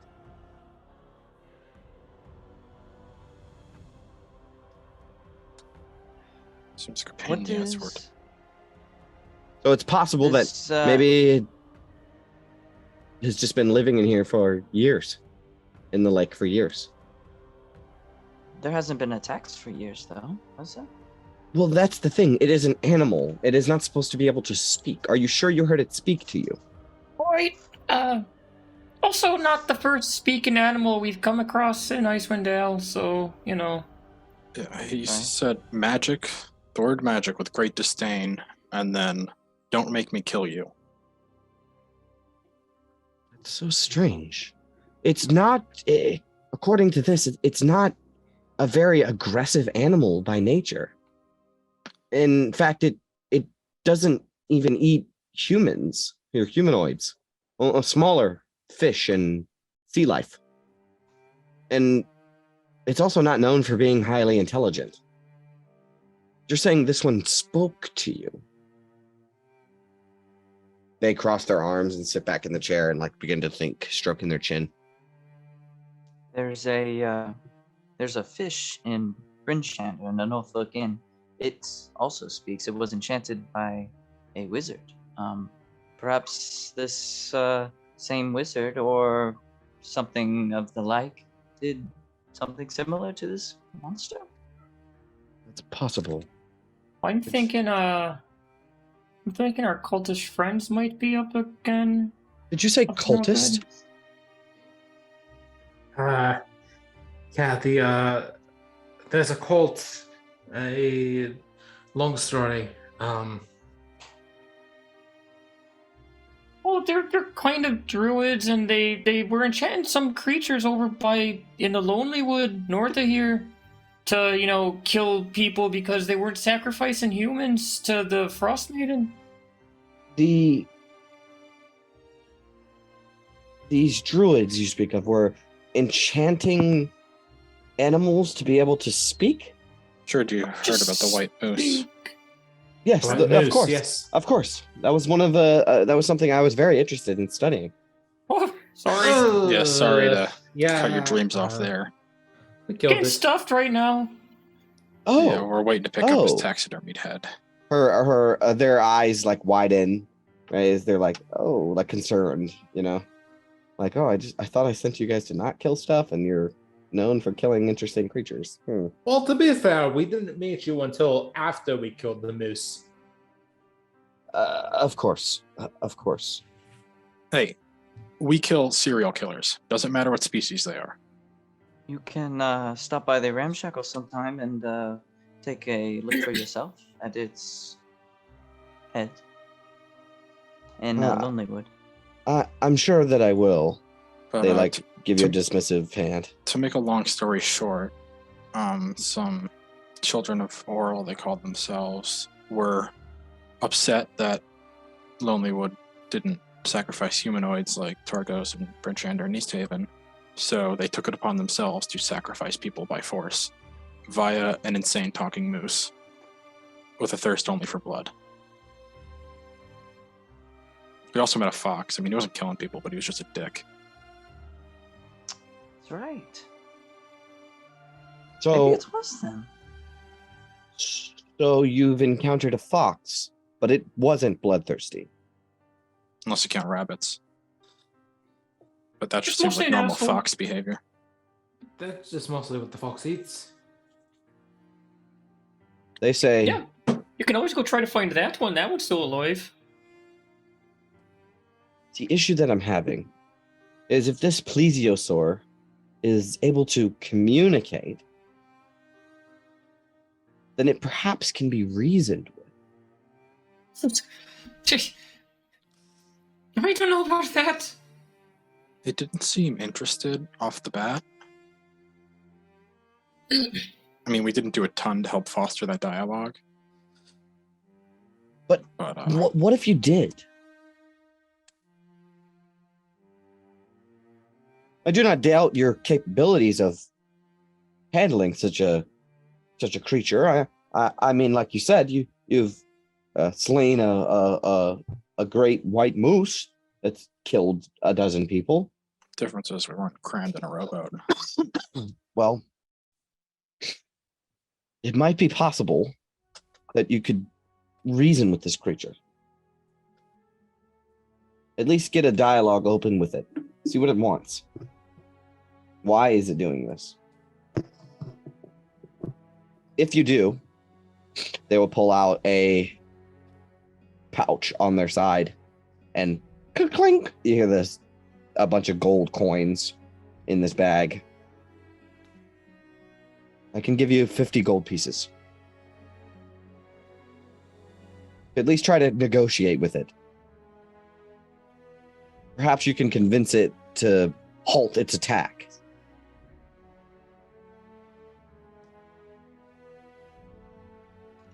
If you could only find out why.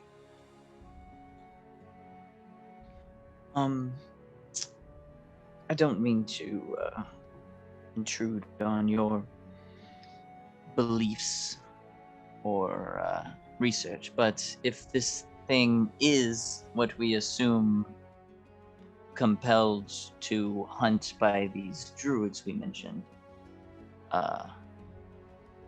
we might have no choice. But at least exhaust the option. Please, I'm begging you. I'll give it a shot, but it's mostly just because it's going to be much more difficult to kill it. I mean, it's certainly interesting having a talking dinosaur or whatever it is. But dozens of murders forego interesting. Perhaps the creature is misguided. A lot of animals think it's just get being a bad enchanted. a lot of animals get a bad reputation for being monsters when they're just animals. There are monsters out there. But some animals are just misunderstood. If you approach a polar bear, does it not rear its teeth at you? But it waits to attack. And if you go marching up to it, it's only defending itself. It's a beast, an animal. It's not a monster. It's not evil. What? This is a beast that's being enchanted by an evil cult, we think. When a dog It's gets not a- rabid, there's only one cure.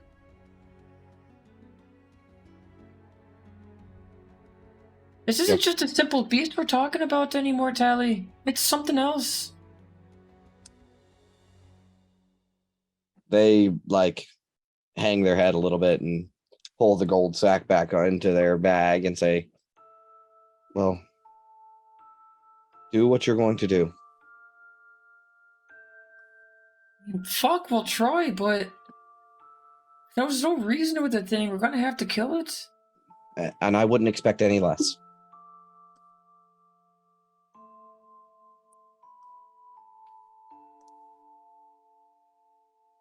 But if it could be reasoned with, imagine the possibilities. A monster, an animal in the lake, able to communicate, another member of society. The repercussions could be astounding.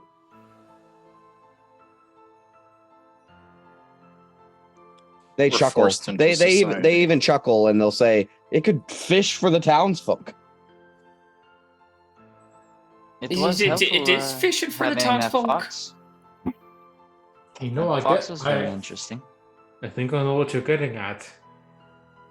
And at the very least, something like this isn't an aberration, celestial, elemental, fey, or fiend, That's true. or undead. Nope, it's a beast. It's a beast. Yeah. So it's not necessarily within my area of interest.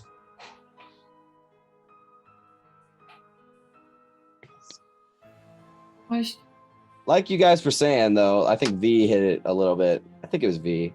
The fox was sort of helpful. It just wasn't radicalized like the moose was. Right? The moose was a cultist too. But you guys haven't deciphered whether this thing is a cultist or not.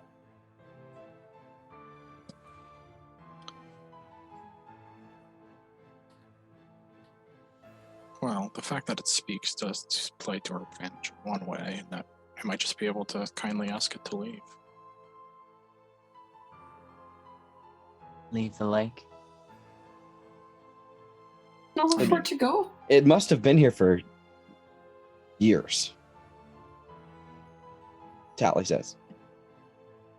And only recently did it start attacking fishermen. And only from Bremen. Why? Because Bremen Because of doesn't this cult? sacrifice humans. Yeah, but neither is Tourmaline, and they seem to have been clear Tourmaline. from this. Tourmaline's not on the lock, is it? Yep. Oh, it is. So is Targa. Oh, well, Targos sacrifices humans. But Yeah, and Lonelywood had their moose. that's right. Maybe That's Tourmaline Tourmaline's has not its own creature. Or assassin or whatever. Maybe each town has their own individual thing. Maybe this runs deeper than we could expect.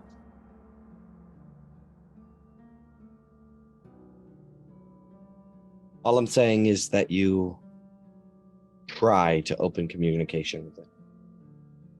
If it's not possible, do what you must.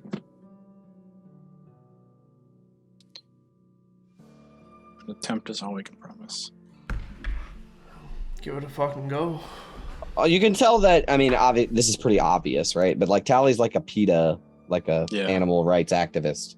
They don't want you going out there just killing an animal. You know, like it's You're not even attacked like, to, like free. it's not even like cages of, hunting. animal experimentation. Yeah, it's not even like hunting, right? You're like going out there to like kill a dragon. You know what I mean? I see it as we're going out to execute a serial killer. Right. And that's, you know, that's not how she's seeing it. So all this conversation kind of flows around her point of view, that is, it's an animal. And There's it's no something bad pets, just bad owners. that's exactly her attitude towards it. And that is it's a very rational argument, I will say. But it could be irrational because it has been fucking murdering people. Right, yeah, I mean, if a pitbull fucking kills a toddler, you put the thing down.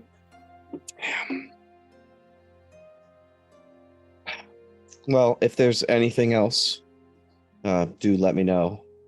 I have some notes to take on this matter. The offer still stands. And they kind of tap the gold in their bag.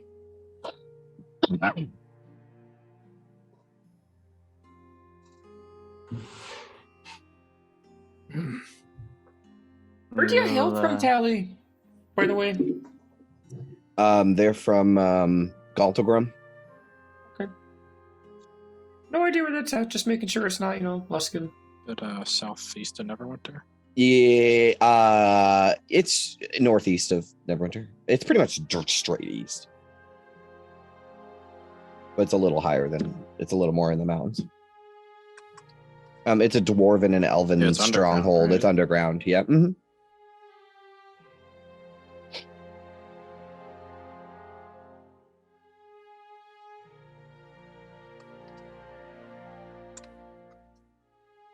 But if there's nothing else, they will just tell you, the offer still stands, and you guys can go do whatever you want to do. Do what we can do.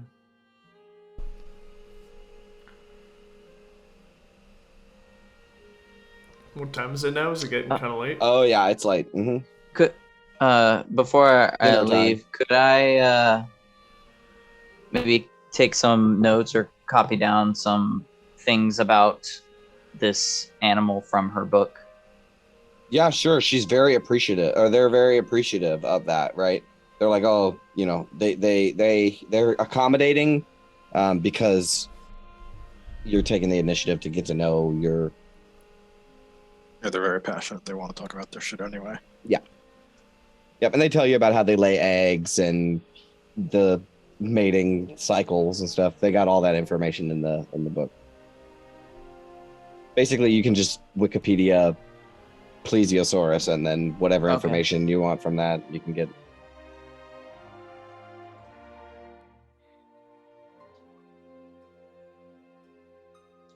I think Tally's Guide to Beasts might have a good ring to it. Okay. What would you guys like to do now? Just make some stew and go to Call sleep. it a fucking night. You guys don't want to head back to the bars? Want to go to the bars? Yeah. Fucking thirsty. Just, a little warm up or something. Am I out with the others now? Oh, you're back. Yeah, you come back with your clothes on. You could have been privy to that conversation as well. Okay, all right. At least most of it. What about that one bar that didn't seem to have too many folks fighting in front of it? That's a good point. Maybe check out that joint. Yeah, see how bold it is to just walk into there. It's unknowns. You guys want to head to the 5 Tavern Center? Yeah. Sapphira, you can take the clothes that you have on. You get dressed. You just don't have any armor on. Is that cool? Yeah.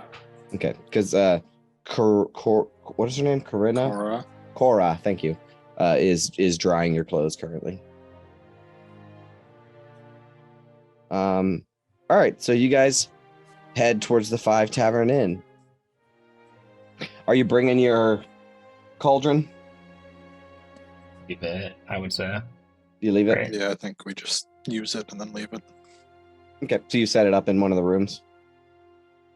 Okay. All right. So you guys head to the 5 Tavern Center. And as you do, yeah, you see, Stones, the Grumpy Moose, and the Bearded Brother together. You see Even Keel, and the last bar is called the River's Mouth, and the River's Mouth is the one that's very quiet. Yeah. There's not a lot going on. There's lights on and stuff, and it looks very nice on the outside, like a log cabin-y sort of feel to it. But it doesn't seem to be as raucous as the other 4 bars. However, there was a couple of patrons that were just kind of hanging out on like the porch, and they seem like they're really cold, right? And as soon as you guys get towards the tavern center, each of them goes into their respective bars. And as you guys are heading towards the river's mouth, from each of the bars, almost simultaneously, 4 tavern owners rush outside into the snow. Some of them don't even have their coats on, right? You can see a human man. He looks just like generic human bartender guy, right? With like a handlebar mustache. He doesn't even have his coat on. He's just got like a long sleeve shirt and like his tunic and stuff. And he comes running out, and he's carrying a box under his arm and just running. And bursting through the door of the Grumpy Moose and the Bearded Brother are 2 bickering and pushing each other dwarves, right? You've met them before, Mary Brew and Black Axe. Each of them are carrying something in their hands too, as if they're bringing it outside. And from Even Keel, a gray-skinned gnome heads out of the tavern quickly. He has all his like clothes on and like a coat on and stuff, and he has a fishing pole. And they all bum rush you and start bickering amongst themselves. Like, no, I got here first. No, I got here first. You fucking bastard, I'll kill you. And like they start arguing, and they're right in front of you. The fuck is this? They like All halt right, your one at a path. time. All right, what's going on, boys? The human man says, we've heard about your cauldron. Oh fuck. And the Mary Brew and Black Axe, they both like simultaneously say, "Fuck off, it's ours." And If you're looking to purchase, I'm afraid it's not for sale. just for the night, if you could stay in our tavern. And the little gnome, the grayskin gnome, he says, "No, my tavern. You should stay at my tavern." And the human man's like, "No, you should stay at my tavern. Look." And he opens up the chest, or this little box, and he pulls out a brass mug that has like this beautiful jade inlay going down the side of it. And it looks pretty expensive. And he says, it's yours if you bring it into my tavern tonight. And the dwarves, they push each other to pull out their item. And Mary Brew from the Grumpy Moose, he's the brown-haired dwarf with the twists in his beard. He pulls out this really beautiful bronze dwarven great axe, right? And it's fucking like all filigreed and designed and stuff. And he says, "Here, it's yours if you can let it into my tavern for the night." And the other dwarf pulls out like a pocket, like a handful of gems. It's like, here, take these. And the gnome, he says, "Don't listen to them. I have the best item of all, a magic fishing rod." So magic about it?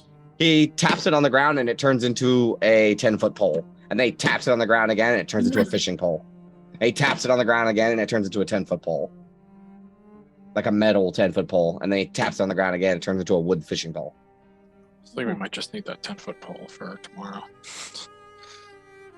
And they're arguing with each other on who you should bring, what tavern you should bring the cauldron to. Now there is a brass bug with jade inlay, a fine dwarven great axe, 3 peridot gems, and a pole of angling. They're trying to get you to come into their bar. But you do not see anyone from the river's mouth come out. Just 4 tavern keepers.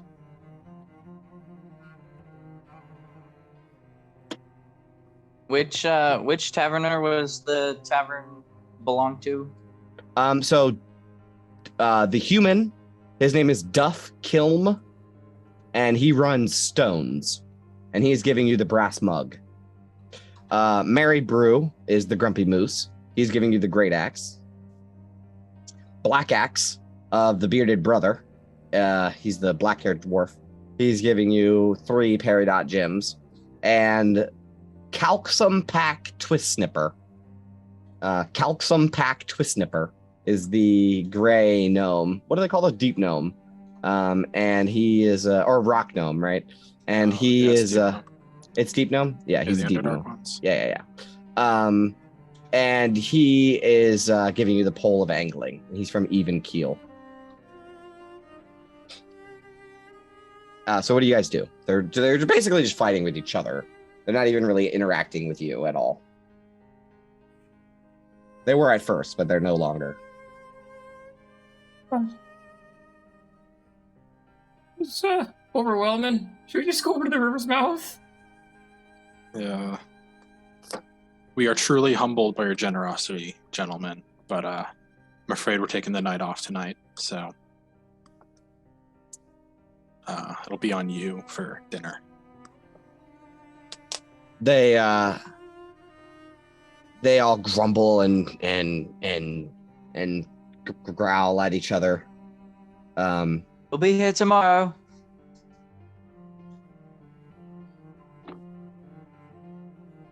They'll head back to their respective taverns. Some of them hitting each other in the back of the head, like, "Fuck you, man, you ruined it for all of us." You know what I mean? It seems that hate not each other so much. Yeah, not only is it Mary Brew and Black Axe that have a rivalry, but all of the taverns have a rivalry with each other.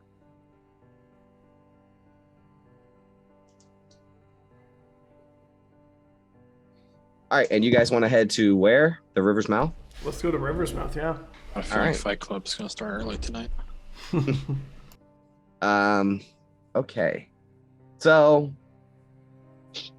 you open the door to the river's mouth, and inside it's warm but dark. Not dark like black. It's just like it's like a jazz lounge, right? It's like very, very, very dimly lit.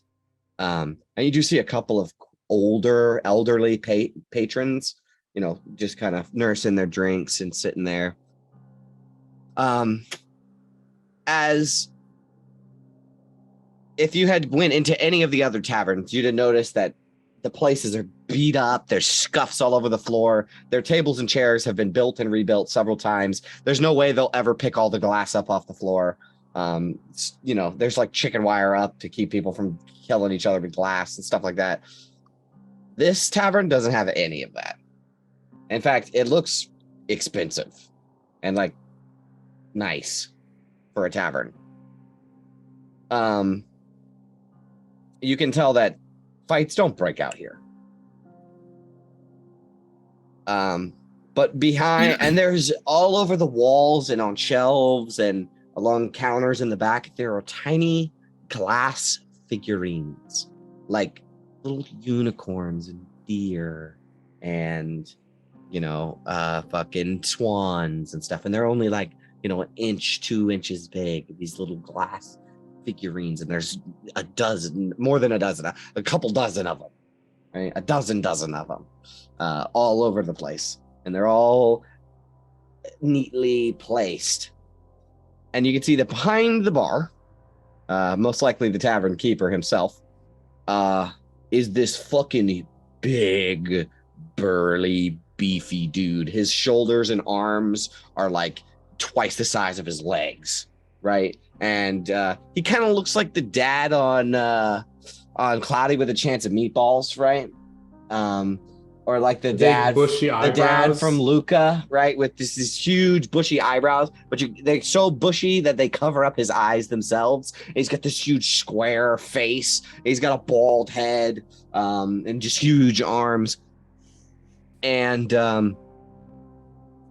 he behind the bar, up on a shelf, is this big ass fucking heavy crossbow, just like prominently displayed.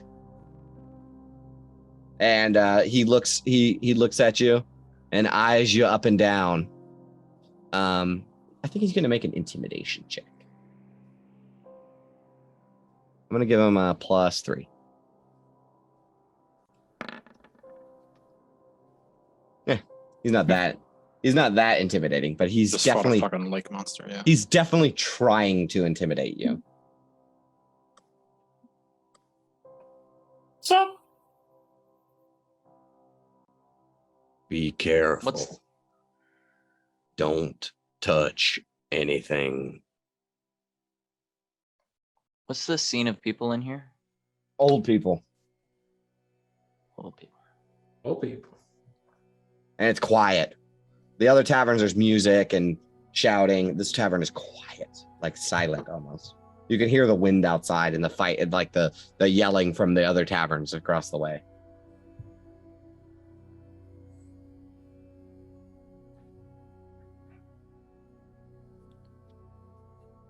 Yeah, we're just looking for a quiet night, and I saw the fights steered clear of this place. So He nods, and one of the patrons, an elderly man, says, "Yeah, listen to him. Don't touch any of the figurines. If you break them or a fight breaks out, he doesn't hesitate to use Bessie over there." And he motions to the crossbow. He says, I've seen him quickly and brutally de-escalate more than one fight. Weren't really planning on touching the glass figurines, just looking for an ale mostly. Yep, so you can go up to him and get an ale if you want. It's three copper. 3 silver. 3 silver. I'll take one. Yep, you get the honey tej. I'll take one as well. Hey, also, now that I just dropped that lore bit, so good mead was founded by Chultans, and that's where all the mead comes from. So that's why this drink that you guys have been drinking is tej. Like you've had it in Chult. You had it in Chult too. Yeah, it's like Right, how all yeah. the beer companies in America are from German immigrants in the 1800s. Right. That's exactly right. Brendan, why do you know so much stuff, bro? History's cool. I like history too. All right, so you guys want to have a seat at a table nearby? I feel like I'm in a museum. Yeah, it's eerily quiet in here. You feel like you shouldn't even talk. Yeah. So, Lake Monster. Are Right? you really gonna try and talk some sense into this fucking thing, or what? Fuck. I don't see a way that turns out good for us personally. What kind of sense can we talk into this? That's What kind of sense can we talk into this thing? And maybe you're being used and manipulated by a cult for their own desires. Not necessarily something that helps you. It's true. This does seem very White Moose-esque. But I mean, I don't know how down with the cause this guy is. well, the White Moose just tried to murder us outright when we saw him. I mean, this thing at least gave us quarter.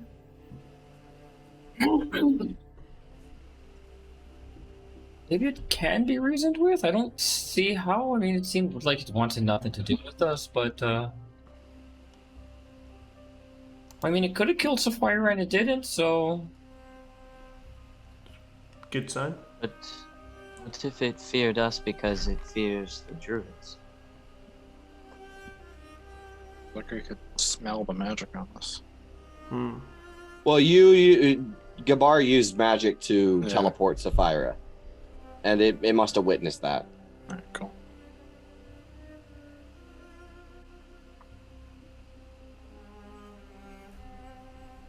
maybe that's why it doesn't like magic, is because it's actually enemies of the druids. You think? Why is it attacking all those other fishermen? Fearful. Paranoia, maybe?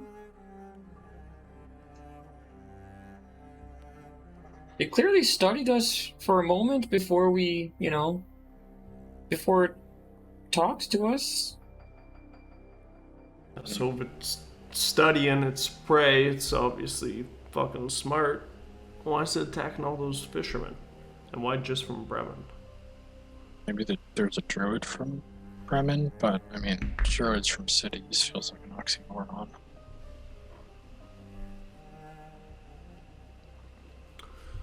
Well, we can ask. And It's got. I was gonna say, do we have a plan B in case things do go south? Because trying to fight that thing from the boat is gonna be that's gonna be one hell of a time. I agree. I I can pull people out of the water only twice before I'm tapped. Yeah, I think we should definitely be tying some ropes to each other or the boat. This also, Gabar, I think this would, you would know about this from your life at the sea. This is a town of fisher people, so they probably have tools that are used to kill things in the water. You know what I mean? Like Harpoons Brendan- and shit. harpoons, and fucking tridents, and stuff that's like used to kill shit like that. You think maybe we rallied the townsfolk on go on a monster hunt? Maybe?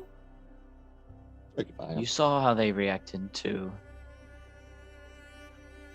the tales of this thing. people had different opinions. Some people didn't believe others. Why are we any different?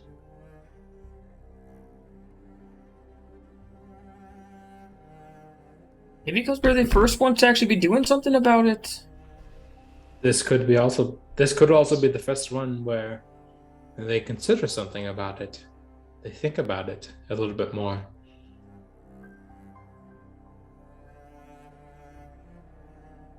We also have free food. That's true.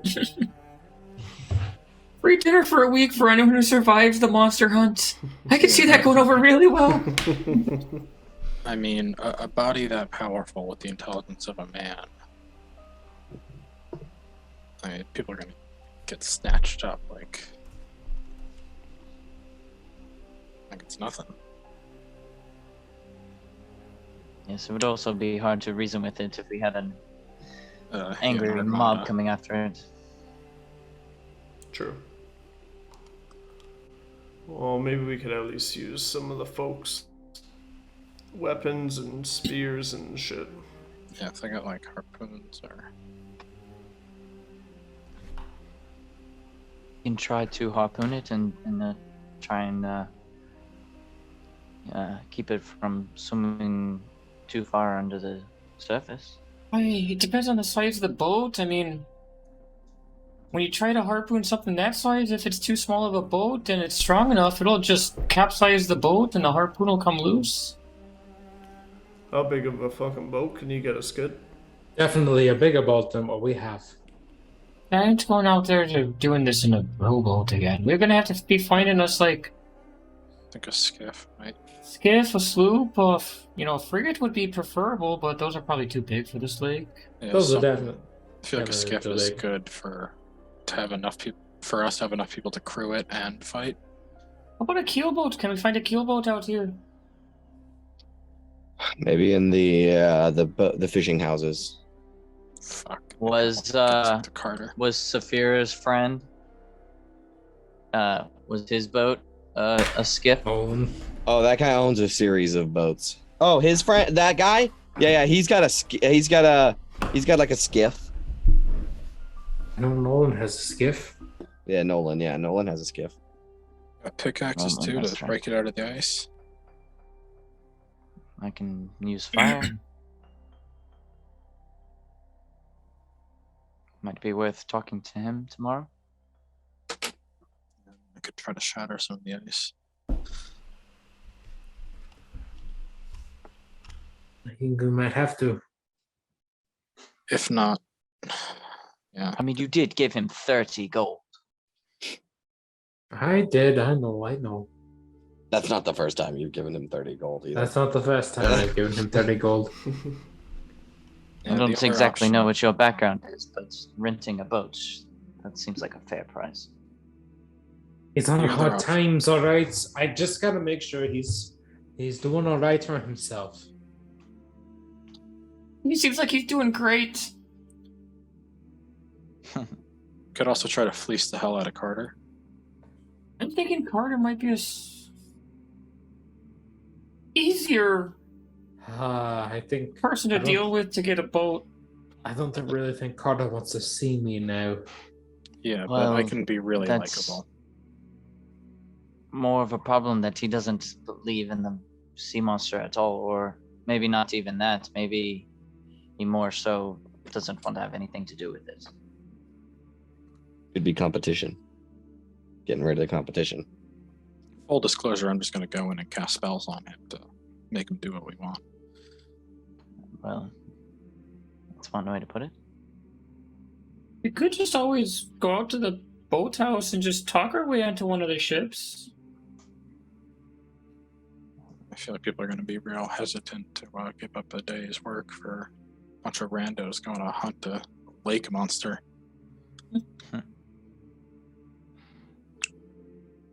But if you Maybe can in the middle of convince, the night? I don't think I could convince them, but if you can, by all means. No, I don't think I was just going to lie and just say we're there to fish and then just go out there and then just, I don't know. Oh yeah, give us your boat so we can make money instead of you. No, not commandeer the boat. I'm talking like, just see if maybe we come across some sea monster. Maybe we throw some chum in the water? Maybe we cast some magic spells? I don't know. Lure it out? Could also just try and pay some guy a day's wage to take his boat. What's a day's wage around here? Couple of How many Couple of fish silver? can a boat catch?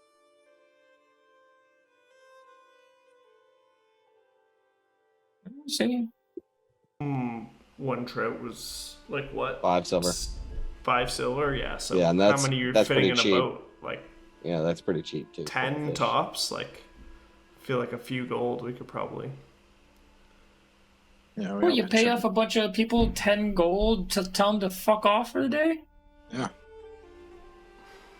Might even be more convincing if you make yourself him. Quintus, Who, Carter? maybe. That's not a bad idea. Command some authority. Help! Help! Someone help us! You guys hear shouting coming from outside. What's in the nine hells? Some of the patrons stand up and head towards the door. Now we're gonna take a look at. You guys head out onto like the porch thing, and you can see like six men carrying another guy, an older man.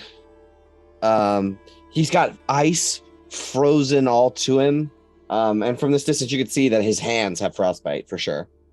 And there's like 6 other dudes that are carrying him towards the black bearded brother, right? One of the center taverns.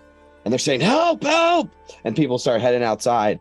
And one of the guys carrying this unconscious like guy with frozen frostbite, and he's sopping wet too, this guy that they're carrying.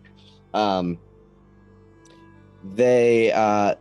guy stands out, and he seems to be some sort of pseudo leader of this bunch. He's a scrawny fellow who has he's got like a brown coat on. His skin has been like worn over the years with the bright white. You know, he's like sunburned, right? He's got like that sun damaged skin. And he's got like a nice mustache that goes into like this nice beard, and he's saying, help! We need the old ranger. Someone fetch Montolio. We need to get him by the fire. And he's like, quickly, quickly. And they head into the black bearded brother.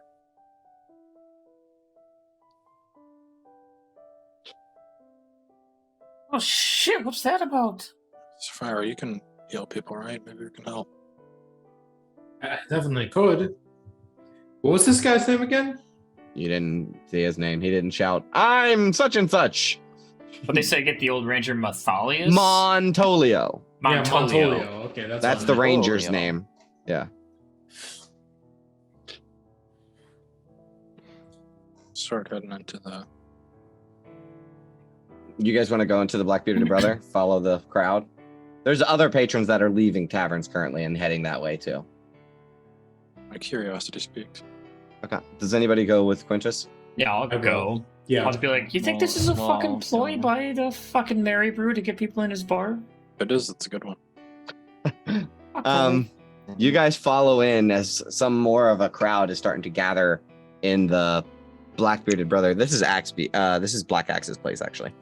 But they bring this man that's soaking wet. He's got frostbite on his hand. He's basically like near unconscious. And he's pale, almost blue skinned. This guy's been underwater, obviously, for like some time.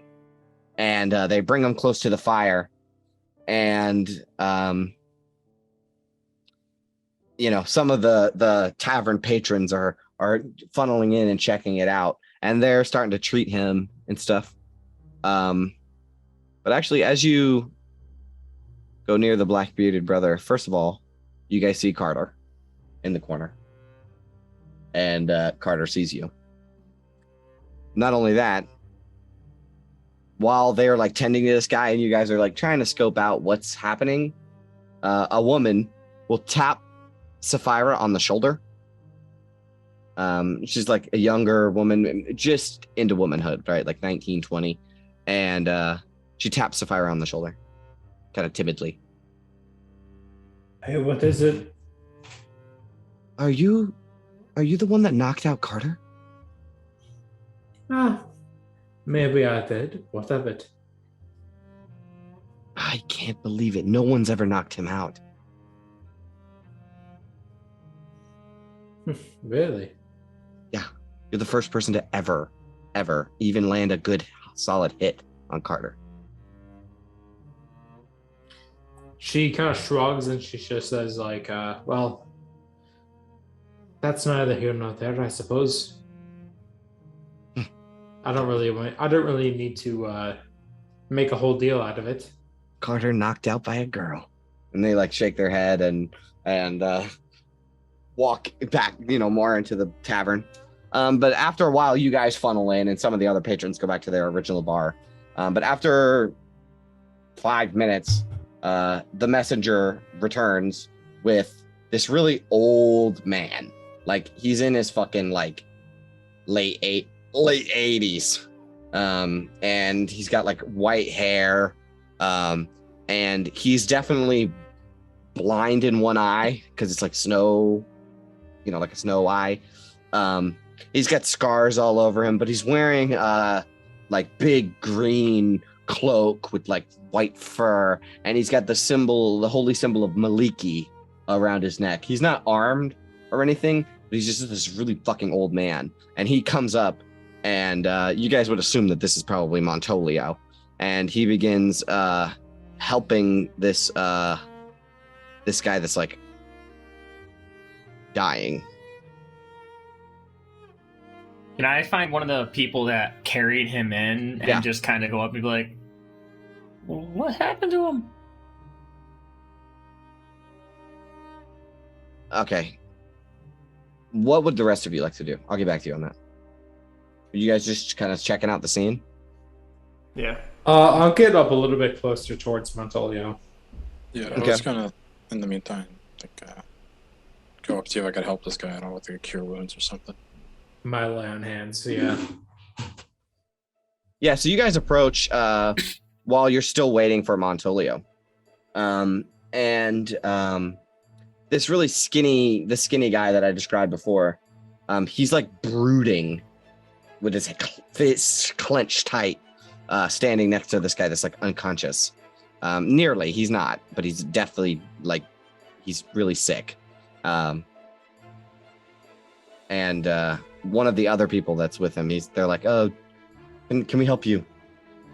Is there something you can do? Yeah, a little bit of magic. We were trying to see if we can, bring him back from the brink. Anything could help. It's pretty bad. Yeah, anything can help. That other guy, the Alright. skinny guy, he's still brooding. He's not even listening. I will, I'll place my hands in them and I'll cast lay on hands for, Oh, wow. You guys definitely bring some like life back into this guy's face. I'll do like 5 HP. Yeah, but he still has like several levels of exhaustion, right? And is still like got frostbite on his Yeah, hands. he's gonna lose those hands. Yeah, definitely. But you bring some light back into his eyes, and he says, "Oh, thank you, thank you." Sorry, mate. No. Better losing your hands in your life. Yep, and that's when Montolio enters and begins dragging. Like Montolio, this old ranger, says, "Oh, you, let's bring him back to my house. I can treat the frostbite there." Of course. I'll like carry his legs. Oh, he was talking to just random people, not you guys. But if you Oh, want to help, you okay. can. You want to I'll help do him? it, sure, Yeah, yeah. absolutely. Yeah, totally. You and does anybody else in the party want to help carry this guy's body? Yeah, I'll get in there. Okay. So you two like grab onto this. You don't have to hold his legs now because he can't walk, but he's so good. But you can like shoulder carry him. You know what I mean? Like carry his shoulders and kind of help him walk to Montolio's house. I'll get back to you, Gabar. You went up to one of these people, and what did you say? Yeah, What happened? Yeah, I'd be like, what happened to the guy? The guy that's been brooding this whole time, he says, he was found on the shore. Another lake monster attack.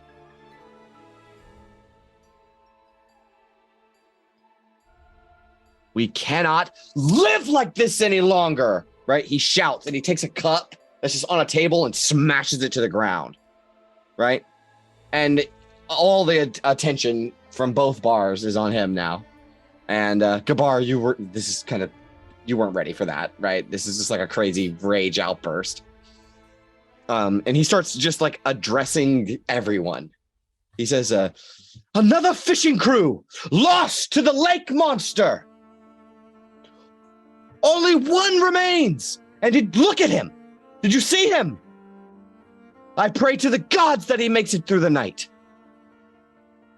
This lake monster has taken too much from us. My own father dead because of this beast.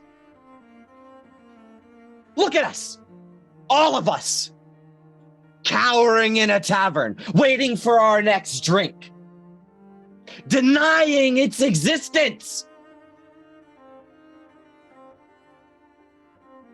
The bucket, our supposed protector, just sits on his ass doing nothing.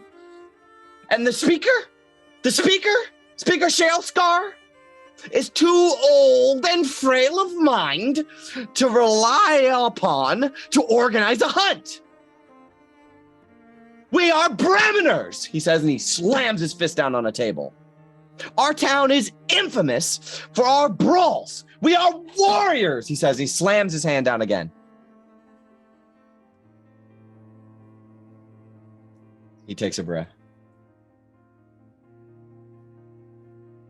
The last straw.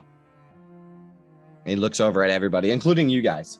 He looks over at everybody in this tavern. Everyone, all eyes on him. In fact, there's people outside that are watching. But Sapphira and Big Smile, did you guys want to stick around for this, or were you guys helping Montolio carry him? This is happening while Montolio's like, let's get this guy to help. I feel like we would have like stopped halfway and like watched this guy's outburst. I think so, yeah. All right, some other guys will take him then, because he needs immediate medical attention. He can't wait for a monologue. Yes, he can. But after this guy kind of calms down for a second, he says it's the last straw, kind of to himself. And then he announces, upon the morrow, my companions and I will hunt down this beast and slay it. And some people are like, ah, right? And he will say, whoever is willing and able, they should join us on our hunt. No more will this beast terrorize our town. And there's like a from some people, right? Not everybody, but there's some people that are like, hurrah, you know. And then he'll say, we will fight. Takes a deep breath, looks over at, the group of you guys and some of the other patrons. He will go towards a table and sit down. I'll go over to that table and I'll say, yeah, you and everyone else in the bar. A bunch of other people start to wander towards him to talk to him. Oh, I'll say it takes a bravery to try and fight some beast like that. Mm-hmm. But he was, as you approached, he was already discussing plans with some people. And when you say that, he says, well, I'm likely not as brave as adventurers. As he's like, are you adventurers, basically? We may be. We could use a group such as yourselves on the hunt tomorrow. We plan on it. You do? You have? We have. We're trying to discover something else about it. In Saphira's head, you hear, Probably not wise to speak of what we're going to do to this man. Oh gosh. I don't know if she's. He ever you encountered heard this you before. heard that in your head, right? And you start to get taken back, and he will continue the conversation, right? Because this is in your head. This happens, right? So he's still talking. He'll say, yeah, well, I haven't much experience in dealing with like mercenaries, such as yourselves, and honestly, I have little to offer as payment for your aid. But the people of Bremen will not easily forget the day that the lake monster was slain. The notoriety of the adventurers who killed the beast should be reward enough, I think. I think it would. Honestly, for me at the very least, notoriety isn't really something I'm necessarily interested in, but I'm Well, sure for a few other It may people in help my you party, sleep it better. might- Oh, go ahead. I'm sorry. I'm sure for a few other people in my party, it might be. Very good. Well, maybe it'll help you sleep better at night to know that this monster has been slain. I have friends in Bremen, or at the very least, a friend in Bremen. He doesn't really seem to take this creature. This guy was into- talking shit about him just Yeah, like 2 he- minutes ago. He totally was, yeah. Oh yeah. He also called him the Bucket, which is something that you guys have not heard before, but that is his nickname in town. That's. What was Carter's reaction to this whole monologue? So Carter's had his arms crossed this whole time, and I'll get to him in a second. But he's basically, it seems like he's considering, and there's people talking to him too. He's also a mover and shaker in this town. This guy doesn't seem to be a mover and shaker, but he's very charismatic. This guy you're talking to. He'll introduce himself real quick. Just by the way, his name's Beaumont Thorne. The guy that you're talking to, this kind of scrawny guy. He's in his early 20s, maybe 23, 24. He's not very old. Like a human, dwarf, halfling? Human man. Okay. It's gangly, dude, real scrawny. Not gangly, lanky. He's lanky. He's tall. Has no style, has no grace. He will say, your aid would be much appreciated. We're starting in the morning. Hopefully we'll have some more organization and some more folks on board with us. So what did this guy say about the bucket? He just said sits on his ass all day and drinks and is a piece of shit, basically. He said he's worthless. Yeah, he's worthless. So-called protector. Yeah. Okay, I missed that part. Yeah, but he's not alone. That's basically the rest of your party thinks that Yeah. too.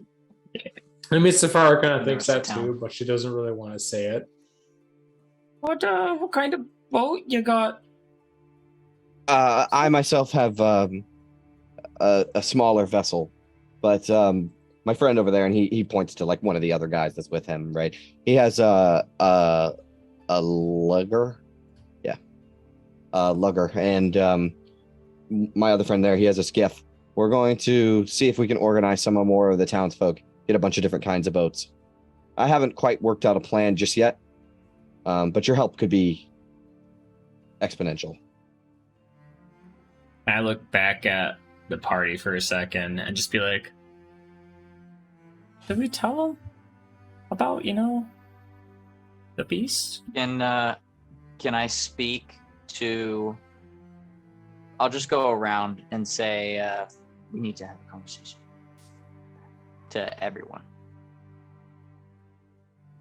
and begin to move toward probably not an isolated place in this place because it's probably jam fucking packed. Yeah, so it's maybe more packed now, outside. definitely. Yeah, sure. You guys can head outside. This Beaumont fellow, as soon as Sapphira walks away from the table, Carter approaches Beaumont.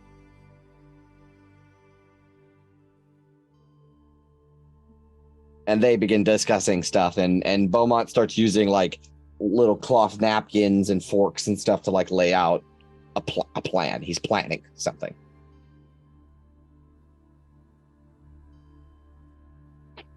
Yeah, so you guys step outside. Is everyone? It's cold. convened? Well, gonna be hard to not kill that fucking thing now. Seems like the whole town is hungry for blood. I agree, which may be a good thing if we did plan on killing it. We could just accompany these people tomorrow and make swift care of this creature, or whatever it is. But if we did plan on finding out more about what it is or how it came to be, or perhaps even talking to it, that would be nearly, if not impossible, if we go along with these people. Something I hadn't. We may have to take our own journey. Something I hadn't exactly considered before is that if we can, parlay with this guy, it's so a massive wellspring of information about the cult that we now have access to. There is at least one person who would want something like this alive in order to study it, while everybody else wants it dead. Or most of the people want it dead. This is quite terrible timing, I will say so. I did have a little bit of an idea to deal with that timing thing, but maybe we can play up to Carter's ego, get a ship from him, go out tonight. It's gonna have to be, and try and parlay. We didn't want Tonight. to have to go back Before out there the army. tonight. So, Or first, Would I be mean, they're the leaving only way. first thing in the morning. I think They, we go. well, they said they were so planning. try and play it off Carter's ego and get the ship early. Yeah. Right. So I would try to play up to him that, like, hey, you really want to let all the credit go to these schmucks? Give us a ship. I You get all the I credit. like that. That could be interesting. And if it works, we end this peacefully. If it doesn't, we come home, go back out tomorrow with an armada. Either way, he has nothing to lose. Except one of his boats, possibly. That's true. I like the plan. Which costs money. And have to get if he- transported from like Brinchander to Bremen in order to, they buy their boats in Brinchander or in Targos, Yeah. If he does lose a boat, then I'll probably pay for it. How much is one of his boats anyway? In thousands. Can't afford those okay, boats, maybe no. not. It it's a can't whole be ass 1,000. Is it 1,000? Let's see. A spyglass is fucking 1,000. It can't be expensive. 1,000. Oh yeah. Maybe he'll have to wait for it. It if might that's be. the case. A Car boat is was thousands of dollars. It's Gold like a frigate is more than like $1. 20,000 gold. Yeah, that's So- like a big boat. I think so a rowboat is from like 50 to 100. So I'd say a boat with a sail 500 to 1,000 That seems cheap. for a boat with a one sail, I Yeah. think. Like, if we all pitch in, we could maybe cover it. But, like, maybe he just wants collateral and we can get it back if we get the ship back unharmed. Probably a boat that has two will be upwards of 10,000 or 3,000. There's keel boat. What's a keel boat? That's yeah. Yeah, that's got a sail. Well, that's almost 10. That's 3,000. So yeah, it's in the thousands for sure. If you We wreck one of could- their boats, it's in the thousands. So no, he's not gonna. I mean, you'd have to really persuade this motherfucker to get him to let you borrow one of his boats that are thousands of. That's like saying, "Hey, stranger that I just beat up, can I borrow your yacht?" We won't bring this so far. Yeah, What? Aww. Hey, guy, I Alright, just stay beat up. home. Can I borrow your yacht to possibly fight a monster that could destroy your yacht easily? Listen, we had our differences. All right. Could intimidate. Okay, so we could try and convince these people to hold their assault back, maybe a few hours, give us an earlier head start in the morning. I don't think they're going to be amenable to letting this thing live. I mean, you heard that guy's own father was killed by this thing. But if we Might not agree even- to aid them,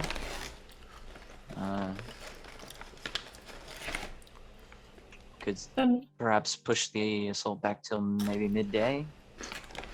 Give us enough time. Another piece of information that I don't feel like is stressed enough is Tally said it doesn't eat people. And like, it hasn't eaten any people. It's just capsizing boats and letting them freeze to death. It's just killing Yeah. them. It's just killing them, right? Not eating them. So that's another thing. That's how this guy probably survived, right? Is that he just could swim.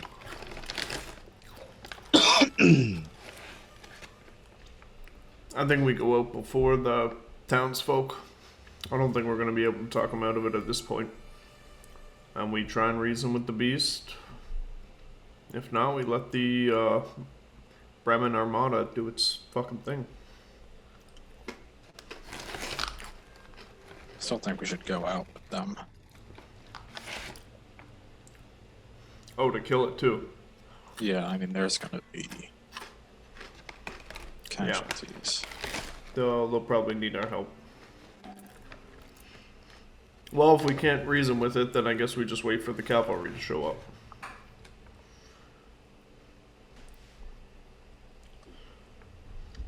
We just gotta find a fucking boat. Yeah, question is, I don't think we could get a night's rest before this, if we want to do that. you want to go out right now?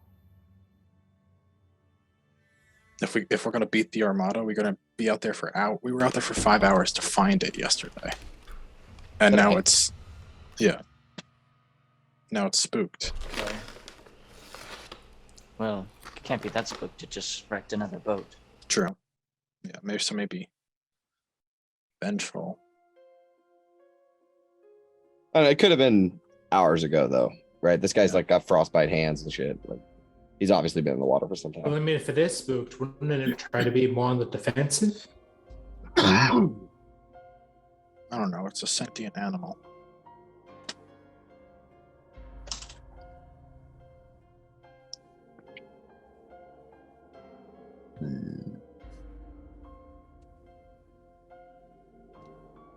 Fuck.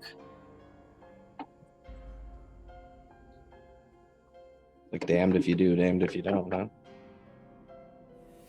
I think we go out there first thing in the morning before the fucking Armada goes, and maybe we can try to draw it out using magic. We know that fucking had something to do with magic. Just start firing off spells until it comes to us or something. I mean, you saw how it reacted to magic last. I mean, I did cast a spell on it, to be fair. I'll just pop off spells into the water until it comes. Yeah, are we doing that in a rowboat, though?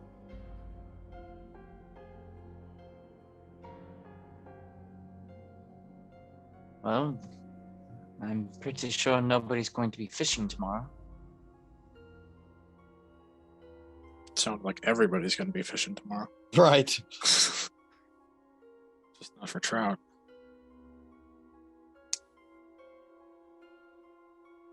Fishing for the beast.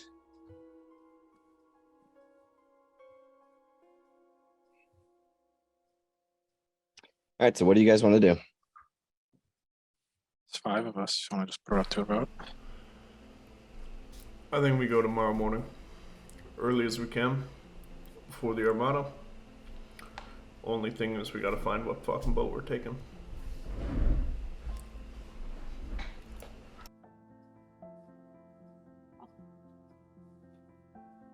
Oh yeah. Did we recall seeing any boats with sails on the docks? Yep.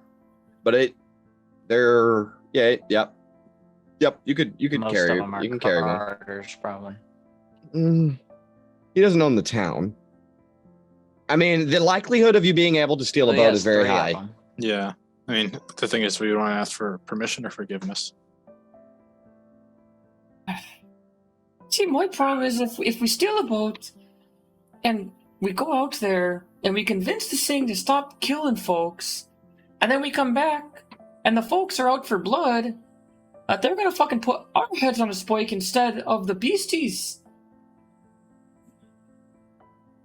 Especially considering that we just stole a fucking boat too, you know, that on top of it all. But if they're out for blood, then they're gonna get their blood.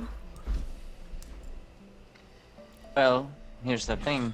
If we do convince it to not attack fishermen, then we shouldn't have to worry about them going out and killing it. They'd just be wasting their day. Yeah, we could warn it, tell it to hide, but that is a big risk. If it, like double crosses us or something. Right. I don't see this thing being like did you see the moose? Did you see that thing? Imagine being friends with that. I'd rather not. I think we can all agree this is bigger than one fucking moose and one fucking talking sea monster. And that's I agree. something to say at least, because moose are fucking big. I think what we should try to do is at least find out more about it. Like, Yeah. not even so much as saving it. Like, what is this thing? Where did it come from? If it came from the Druids, then we have a big problem on our hands. I agree. Too much is at fucking stake here. If this is Oral and the Druids, we gotta find that out pronto. Alright, so We can't do that with a armada of ships. outline, wake up, ask crack at dawn, Yep. get a ship. So here's the first path. Do we steal a ship, try to convince Carter, buy a ship outright, or like rent somebody? Or just take those 2 dinghies? I might be able to cozy up to someone if they have a boat and get us, to take us out on the lake, but that's an iffy.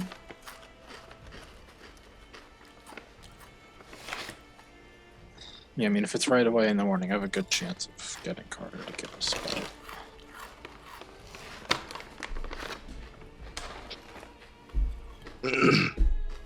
All right, fine. If we Let's take one, try. they're Let's definitely try going to know Carter. what's missing. Let's try If we Carter. steal it, they're definitely going to know. All right, so you're gonna try Carter first. Yeah, we can always plan Z, steal a boat. Okay, so the main plan is right now. Talk to Carter now. Wake up at In the ass morning, crack. so I can charm him, and he won't be pissed at us if I charm him now and we go in the morning. Wait, so charm him in the morning? Yeah, because if I try to charm him now, he's going to be real pissed at us in an hour. Yeah, but here's the thing: if you try to charm him in the morning, the Armada's gonna be getting ready. Yeah. You might be able to beat it out, right? Like you might be able to get out there before the Bremeners.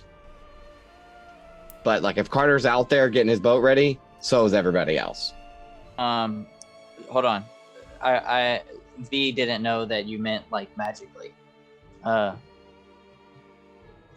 Do we want to try and actually convince him to let us procure a boat? Could try persuading him tonight. And I then doubt he's plan gonna- B? Make insight checks real quick. Just everybody around the table. I mean, that just sounds like a bad idea. Yeah, anyways. I really doubt he's gonna. Oh god. Yeah. He's No, like, like, oh, He's great totally fucking for this idea. plan. Yeah. Now that he's in, I really doubt he's gonna want to give the credit. Big Smile and Quintus, you guys can get that. It's like asking some stranger to borrow their yacht. Like Yeah. this, there's no way this dude is gonna let you take out his couple $1,000 boat. All right, There's yeah, just so- it's just no way. You just can't. Even if you were like best it's just an friend, expensive boat. if you were just best friends with him, he would still It's be like, I also can't. I gotta his use it for work. livelihood. Yeah, Yeah. exactly. It's like fucking a horse in the Old West. Right. Yeah. You get hanged for that shit. Yeah. Yeah. Exactly. All right. Well, I let's guess just. we're getting hanged. So, and that's without magic, right? Now, with magic, he could be like, "Oh yeah, we're great friends. Yeah, oh yeah," you know what I mean? But without Yeah. magic, Power. you have a feeling that no matter how high you roll, it's just there's no reasonable argument that you could sell him on giving away his boat for a day or whatever. Yeah.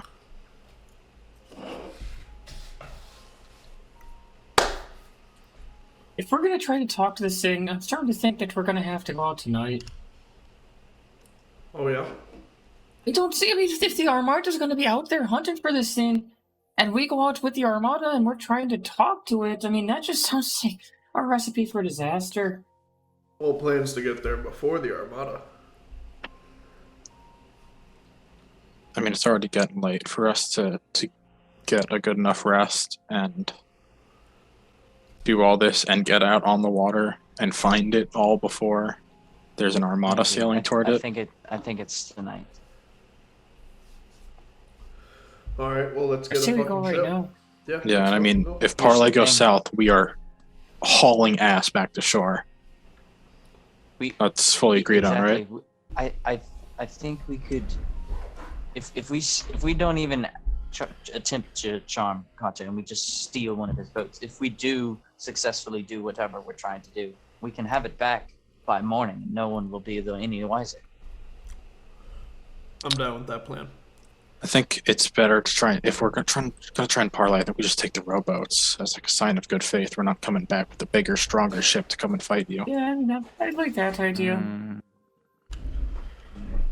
Yeah. True. So I think we just take the rowboats, and if we can And parlay and when take you the say- rowboats, we are scot free. We did nothing wrong. when you say take the rowboats, though, you mean steal them from that drunk? No, fuck that guy. It doesn't count for stealing from him. Honestly, he didn't even come back and check on you guys or nothing. Like, Yeah, no, he remembered hiring us. I'd never seen that man in my life. yeah. All right. Well, let's At fucking least go. try then. and find one that's not broken in half. Fair. Yeah. Okay. So the plan right now is to just head for the docks right now. Yeah. Yeah. Fuck. Get Yeah. rowboats. Let's fucking go. Yeah. It's gonna be. If this goes sideways, we're in for a bad time. Fuck. Yeah, this is Yeah, going to be great. Awesome. Do All we? right. Go ahead. I'll just wait till we get to the docks. Okay. Well, you guys start to head for the docks. That's the plan, right? Like, you're just leaving right now. Like, fuck the rest of the bars. Fuck all this shit. We're out. Right? Okay, cool. One small thing. Was Kabari able to arcane recovery? So if we go ass over tea kettle? Yeah, at some point, did we have a short rest in there? Yeah, I'd say an hour would have passed. Okay. I'll take one of those arcane recoveries then. All right. And if you guys need a short rest, any short rest abilities recharge. All right. So you guys head towards the docks to acquire some boats somehow, and head out onto the lake. And we're gonna take a break. We'll come back on the lake. Whoa! I'm stoked. Yeah. It's gonna be good. Oh god, this isn't gonna go how we planned. When does anything ever?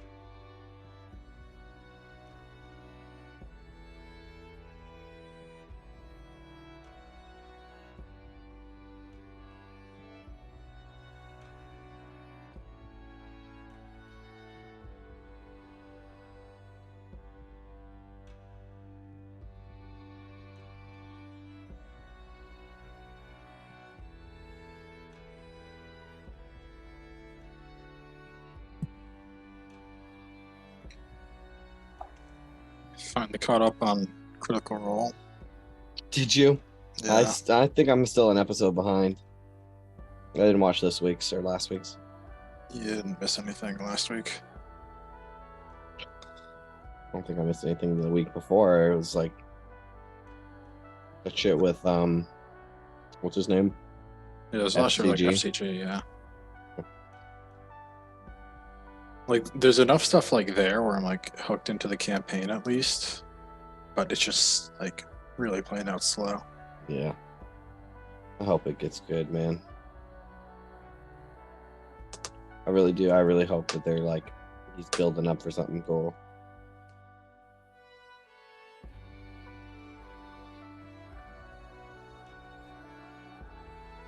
I still feel like it's the first campaign was more about the characters, and then the second campaign, and so far this one is more about the world. You know what I mean? It's like, oh, here, let's go on a tour of Matt's world. You know what was fucking awesome? Calamity. That was good. Yeah, I just finished Starstruck Odyssey too. Oh, really? Yeah, that was really That's- fucking good. I haven't seen it. Yeah, what they used the SW5E system for that one. Oh, cool. There's a lot of shit going on with that system. I don't think I've ever looked Yeah, into it's that. like a 5E retrofit for Star Wars. Oh, cool. Yeah, I've always wanted to play it since I've seen it, but it's just like so much to. Oh, yeah. No, I imagine. But like, yeah, there's like they have really cool ship combat, especially in that rule set.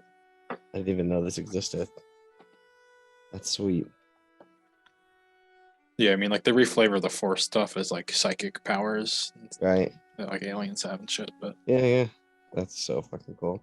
what the coolest part is, Starstruck is from comic books that Brennan's mom wrote. Right. I Yeah. remember hearing something about that. Like, you know, I watch like YouTube reels. And Yeah, so like always they Are you have talking the about Star fucking Trek? yeah the creator in the fucking room when they're writing the campaign. Right. Yeah. Yeah. That's cool.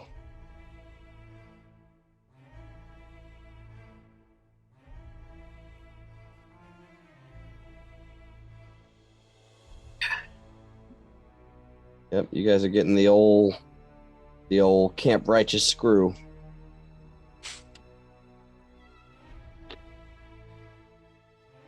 Baby goblins type shit. My favorite. It's these exact situations why I play D&D.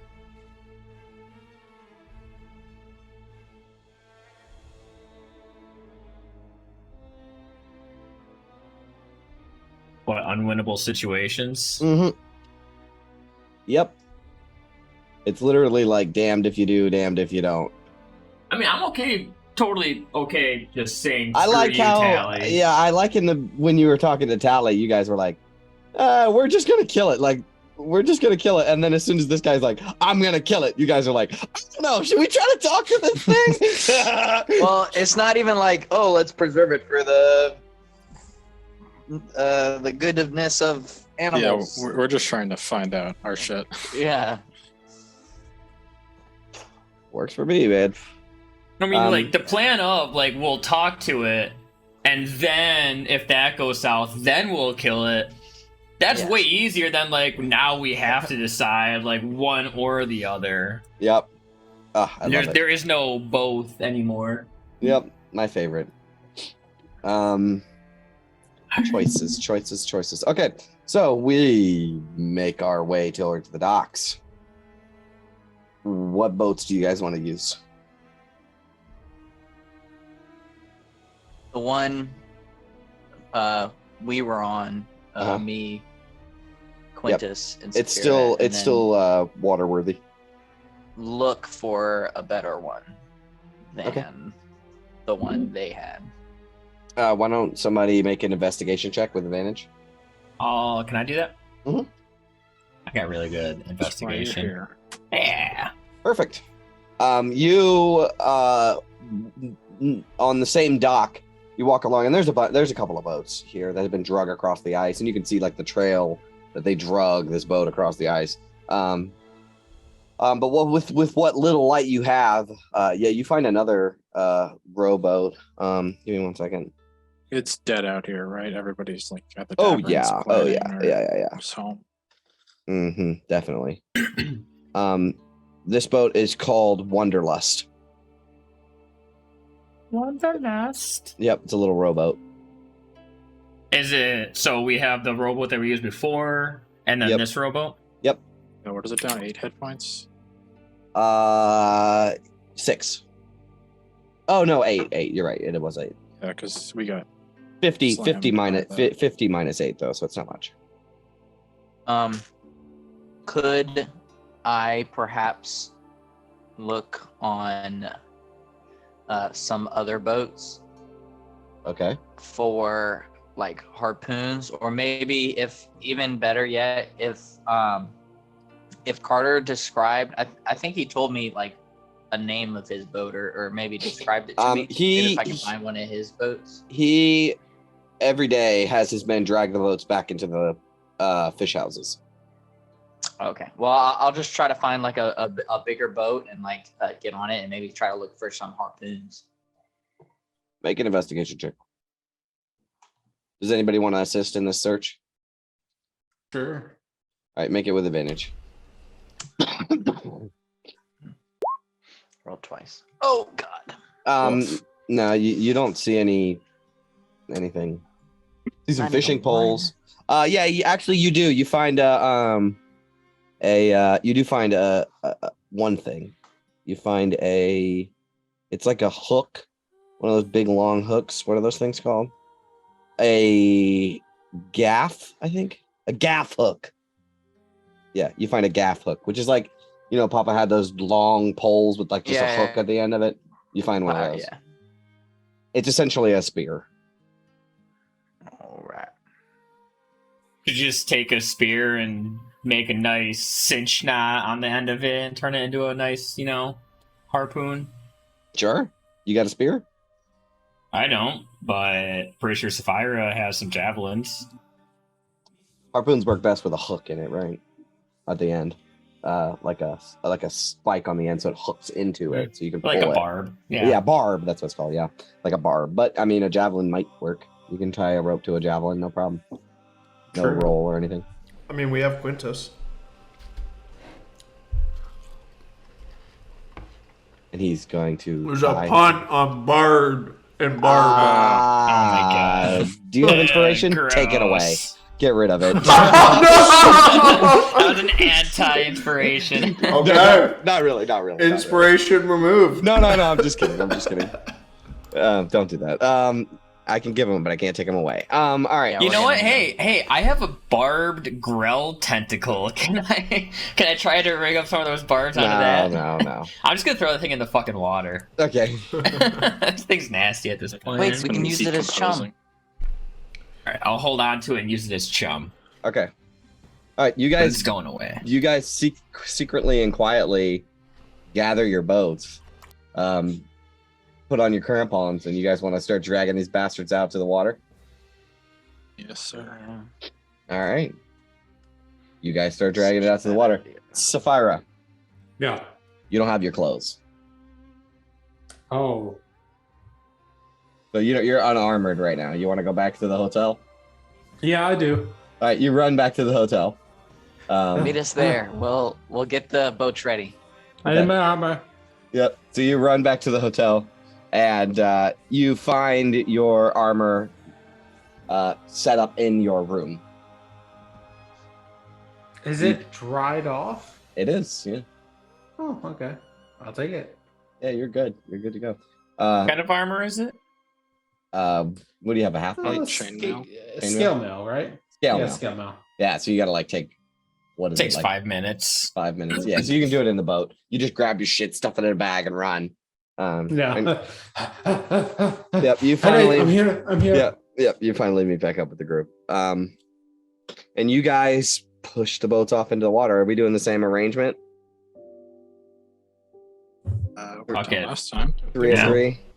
All right. feel like Who's that's in? pretty good. Who's in what boat? You guys are in the pronged goat or whatever, the one that's Brent's boat. and the other guys are in the Wanderlust. Big smiles in the Wanderlust. Yeah, I guess we can stay in the one we were already in. All right, Yeah. cool. All right. More familiar. Let's see. Drifts a little bit to the right. It's fair. I already got used to it.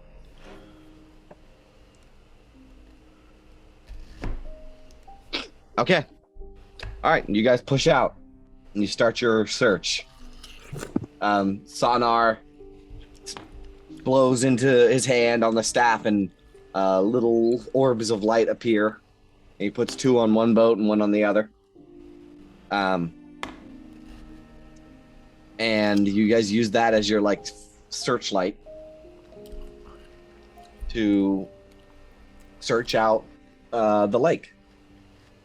All right, let me roll and see what you find.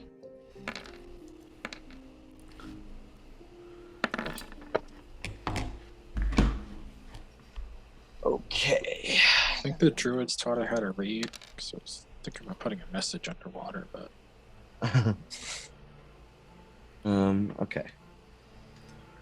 Find this. Boom, boom, boom, boom, boom.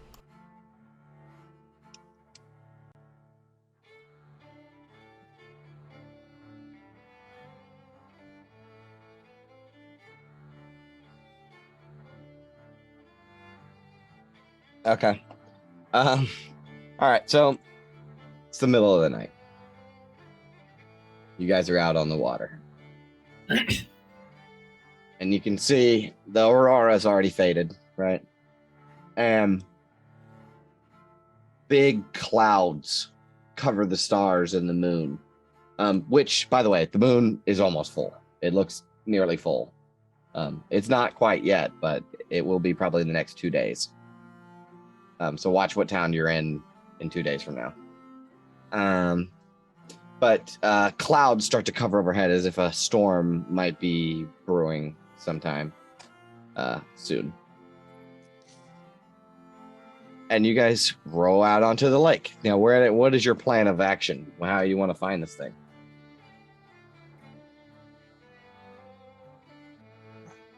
Go to where we were. Throw some fucking stuff in the water. Start firing off spells. can we Yeah, I'll have blast some Sonar spells. put his dancing lights under the water? Yes. Yeah, kind of have, yeah. Not all of them. I'll That's just tell them to good. put 1. So, because there's 3 of them total, right? Yes. Yes. Mhm. So 1 stays by each boat, and then 1 will go Or I under think the it's water. 4, right? So we can have Ooh, one is it on top 4? and 1 under each boat. I'm not sure if it's 4 or not. It can be. I thought it was 3 too. It's dancing lights. I'm assuming, yeah. I think it's 3, but it could. Oh, it's 4. 4. Yeah, it's 4. Damn. So yeah, he can put What 2, 1 on each boat, and then 2 underneath, or Yeah, 1 underneath and 1 on top of each boat. So Mhm. like we can see, and then there's like a little lore underneath. yeah, perfect. Yeah, absolutely. That happens, and it illuminates more of the water underneath too, so you can see pretty deep.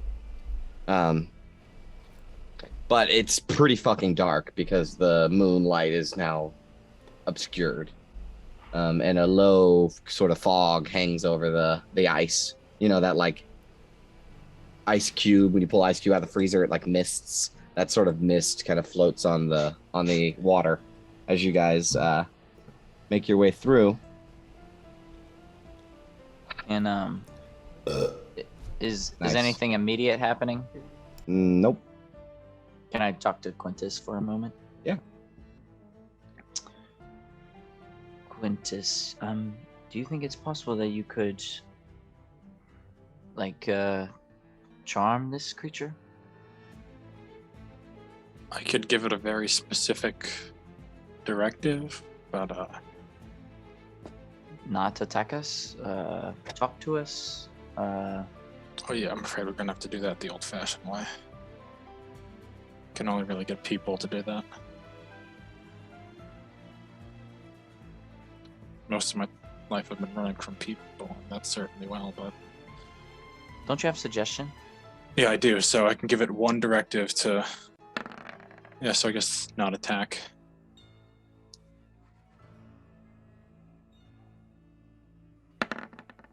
Parlay. Tell it to Making sure. parlay. Might be useful if something. Yeah, If does it seems go wrong. aggressive. Right.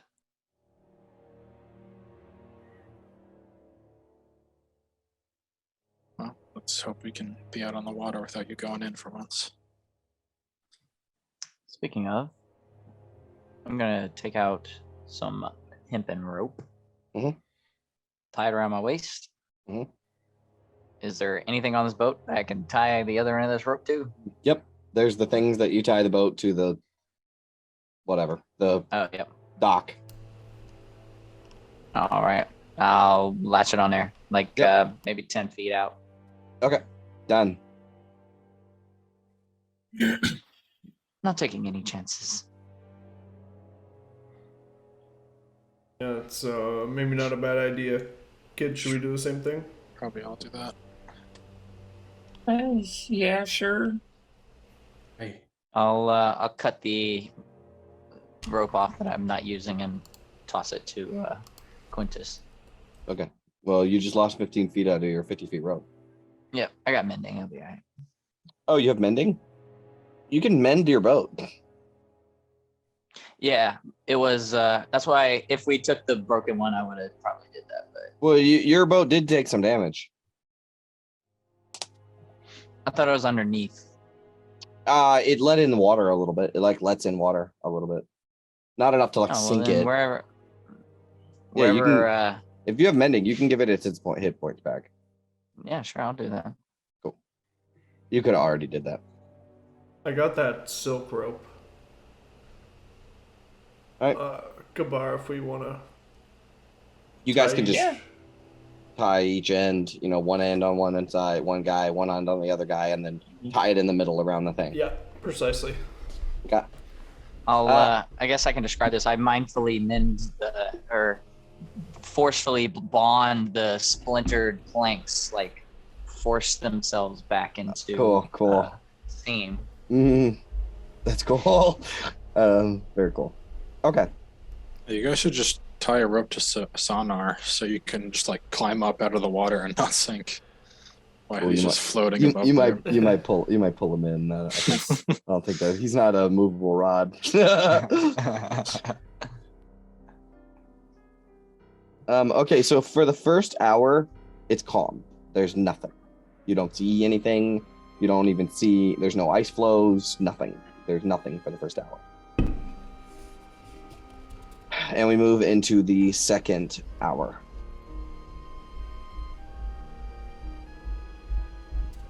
I was really excited for this one. Let's see. Okay. Will, you're 1. Gabar, you're 1. V, you're 2. Big Smile, you're 3. Quintus, you're 4. Sapphira, you're 5. Sonar, 6.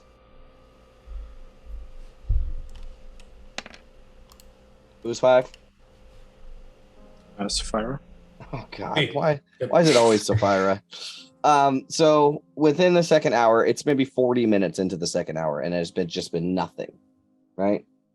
And then suddenly a knucklehead trout leaps out of the lake, makes a tail attack against one random character in the boat, and then it dives back into the frigid water. Ah, son of a bitch! Why is You it have- always the trap? what is your passive perception? My passive perception is 11.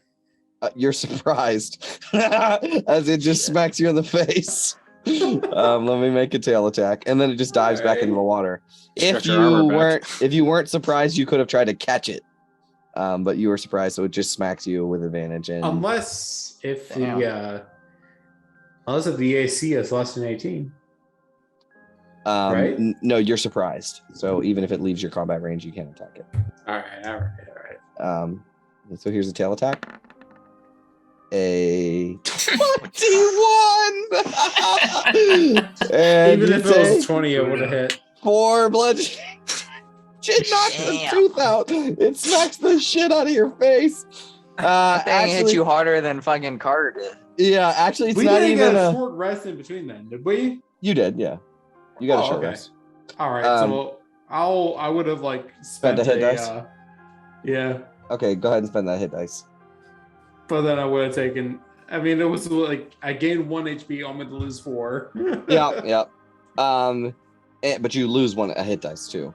And instead of Yeah, it slapping you in the face, I think it headbutts you because they have that hard thing on the top of their head. So it just jumps out of the water, smacks you in the jaw like a fist, and then dives right back into the water without anyone knowing any better. It's like that satisfying clonk of 2 rocks hitting each other too. Yep. And it's literally like so fast, none of you even have a chance to react. What the fuck? What are they Did doing any of over you there? see that? Did that just happen? It felt like it happened. Yeah, there's like a bruise swelling up on These are Sapphira's face. blood. Did they awaken How the do I fish even too? bruise? I'm a rock.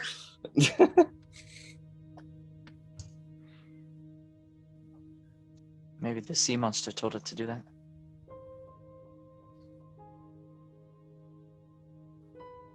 All right. Well, that was it for the second hour. And we move on to the third hour. Ugh, yawn.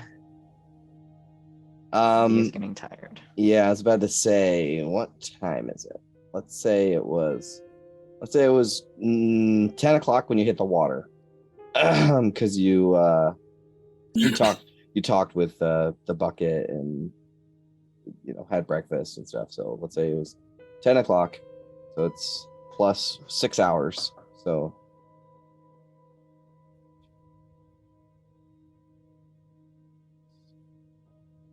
then let's say so 7, and now you spent 8, 9, 10.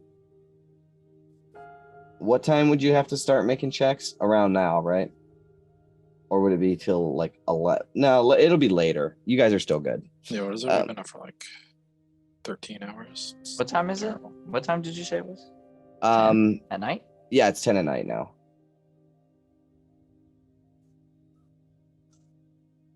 Seven. Okay. Yeah, that's about right. Yeah. Oh, actually, it took you an hour to drag the boat on, so it's 11 at night. Okay. You stay Um, up later than that. definitely, Than last night. definitely. Okay. So, yeah, when it starts to get like 1 or 2 in the morning, then we'll worry about it. Okay, so here's what happens. Everybody make perception checks all around.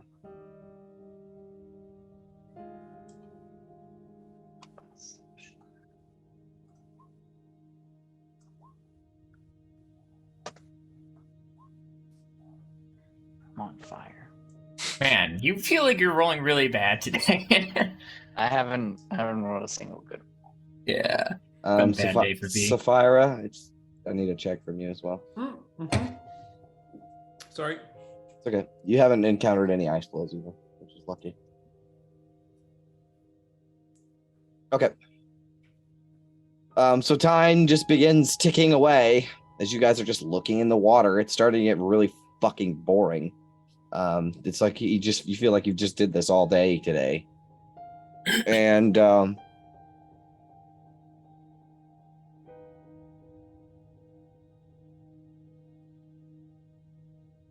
you see something move under the water. Try and cast message at it. Mm-hmm. We just want to talk. We mean you no harm. Make a persuasion check. No, he rolled a 20 on that. What? He rolled a fucking 20 on that. Yes, sir. A natural that's 20? a Yes. 26 total. That really Wow. helps. Okay. Hell yes. Love having a diviner in the party. Wow. I was waiting on that 20 for a All while. right. Well, here's what happens.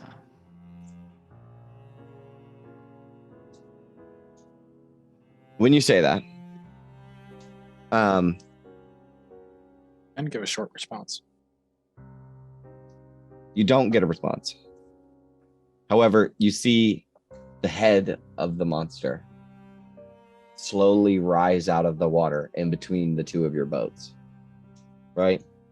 Its head stands maybe 8 or 9 feet off of its body underwater. and it looks around, and it will say, I told you to leave, never return. That's before we put the pieces together. We think you're being used. Did a person give you this ability to talk? it turns towards you. It's got these like yellow eyes that in the soft moonlight that comes off of the orbs, right? It like has that cat reflective kind of thing. So it just seems like these like glowing yellow eyes. And it says, How did you know that? Because you're not the first or only like you. We've met other animals who have been gifted, or some see it as cursed, with this sapience. We met a fox, a moose. The fox seemed to be rather free, but the moose, he had been used and turned into a tool for his creators, herding with wanton abandon for nothing to help themselves, just help those that did this magic for their purposes, their selfish purposes. You are no fisherman. You possess magic. I am to disrupt the fishermen. Thus, I will not destroy your boats. The fishermen, they've never tried to fish you before these attacks started. They were just out here for knucklehead trout. That's right. I used to just swim around the lake and eat fish. It was a simple life. And now these people, these druids, they've robbed you of that simple life for their own war against Bremeners. its head floats closer to your boat, right? So now that it's like 10 feet away from your boat, and you can clearly see it's got black scales all the way up. It's got dozens of sharp teeth that like stick out of its mouth, you know, like tusks, sort of. And it says, I was given this gift by a human. A human who served a goddess. She called it the Frostmaiden.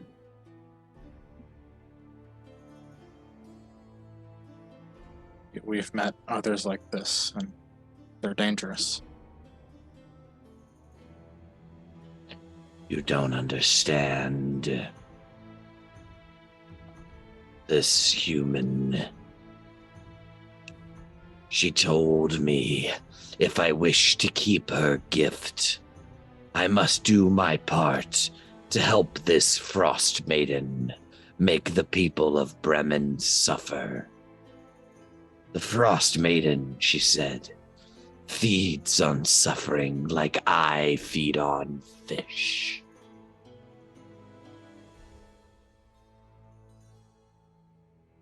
Ravison was her name. Of course it was fucking Ravison. She told me that if I did not follow her commands, then she would take back the gift. I do not wish to be a stupid beast again.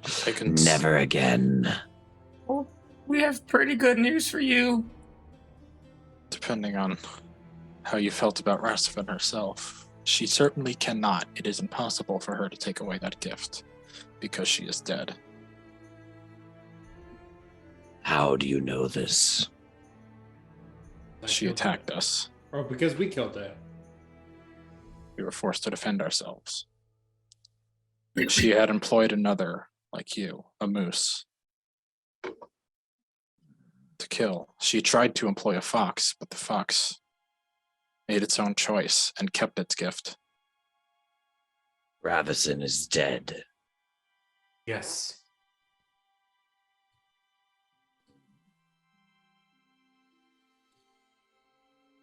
How do you know this Frost Maiden can't take the gift back from me? Other than Quintus, V, and the arcane casters, please. Can you guys make Arcana checks, please? So Gabar, V, and Quintus. Yes.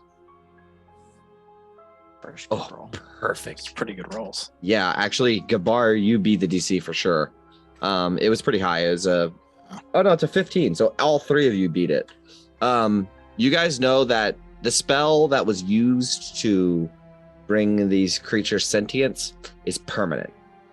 There's no way to remove it. Once it's given, it can't be taken back. Yeah, Ravison was lying to you anyways. You're like this permanently now.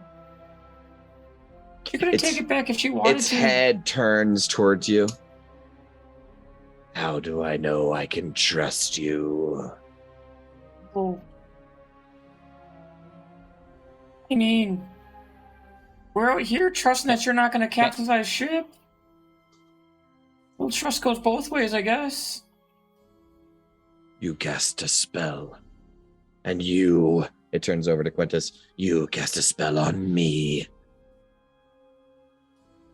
Sincerely apologize. We were frightened for our Can I- life, and our experience with the moose. They did not want to parlay at all. What were we gonna say, V? Can I describe Ravison to it to like further persuade it that we have in fact seen the same person and killed it, Yeah, I can minor illusion her dead body. like her hair and As soon as you cast minor illusion, it backs away, right? And it's like Magic. Harmless though. A show of trust. Like hands up. Yes, see, we have killed it. that is Ravison. So she is dead, yet I remain with my gift. And I know it frightens you, but having magic, we know about it, and seems you're permanently like this. Hello? Very you good. hear us? Yeah, can you hear us? Yeah, can you guys hear me? I just Yeah. lost Yeah, connection. Okay. Yeah. You're I can good. hear you. It will say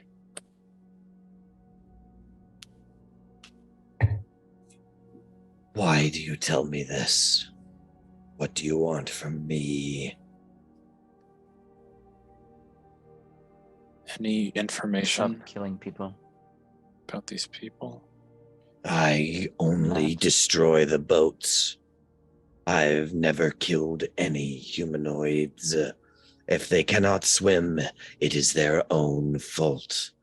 I hate the taste of man flesh and haven't eaten it in many, many years. I no need to ostracize here.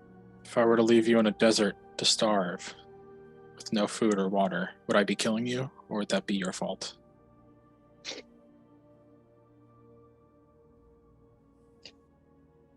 Do you threaten me? No, I just ask you to see it from another perspective. I didn't wish to have my gift taken from me. I did what I must. How would you feel if you were to become a stupid animal? I can understand, and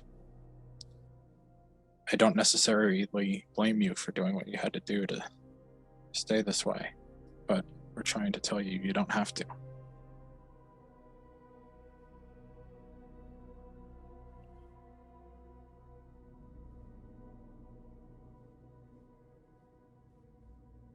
Make a persuasion check.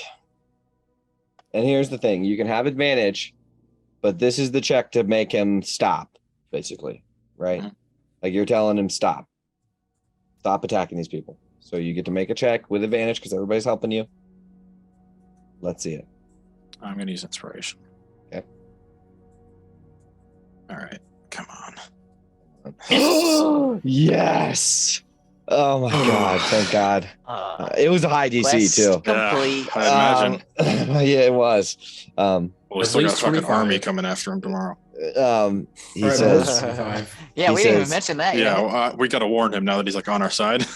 He will say, "Very well. I will keep my gift to myself. I was harmless before." I'm not even necessarily saying keep the gift to yourself. I'm sure Bremeners wouldn't mind an explanation for why their loved ones have perished. And they might even forgive you, because otherwise you've angered them quite a bit. And we're afraid they might come for you. Their feelings are no concern to me. I've avoided humans for many years. I can do it again. It's much warmer near the bottom of the lake. Just making sure you didn't think we betrayed you. I know the dangers of humans. Were there any other humans besides this Rasifin that you met? No.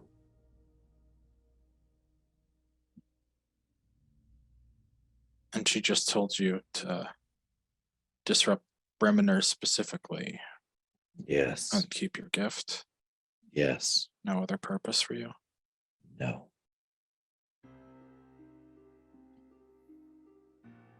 She said I must spread fear in the town, for it is the sustenance of the Frostmaiden.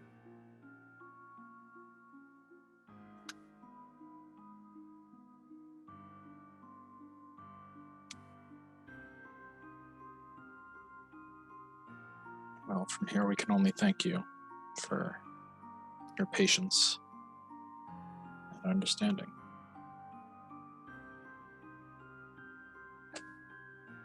If I have no need to destroy boats, then I will live a better life. Thank you.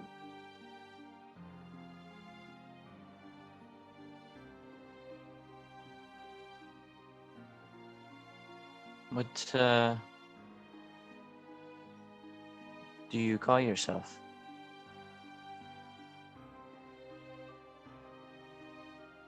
I have no name. I have no need for names. Well, the gift of becoming aware of oneself, like humans and such. The benefits of that comes with being able to choose who you are. I have only ever called myself I or me.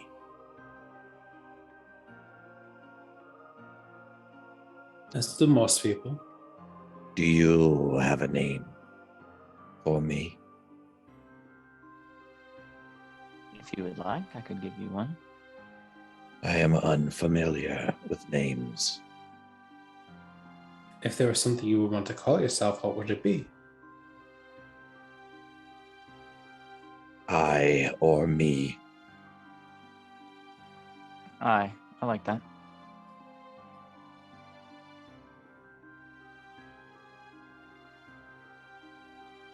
Now, Very next time well. you meet someone or something like yourself that speaks, you can introduce yourself. Very good. though I hope not to speak to anyone again.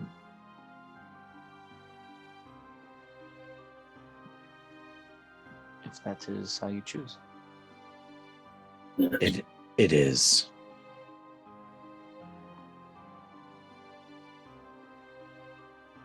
What are your names?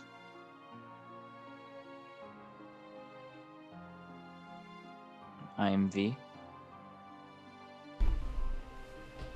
I'm Gabar. Call me Big Smile. I'm Sapphire.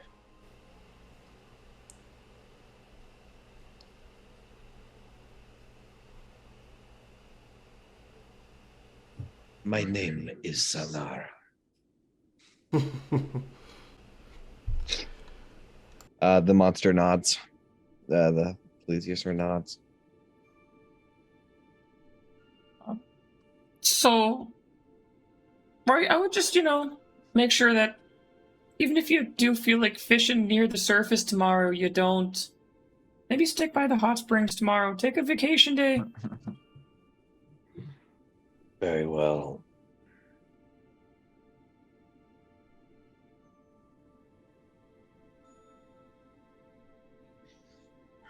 Are you sure before we part that there's nothing you remember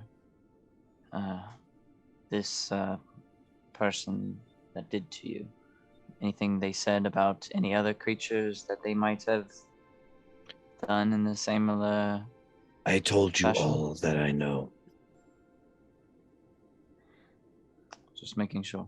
I believed it was her intention to leave me unaware. Sounds like it was a real shitty thing to do, Give I someone can't- that gift and then I threaten to cannot take it away. I cannot be ungrateful. If you don't mind me asking, how did she find you in the first place? That's a good fucking question. She called to me. She called to you. Yes. Yeah. In words she's that a I could understand. Even as a simple beast. That's right.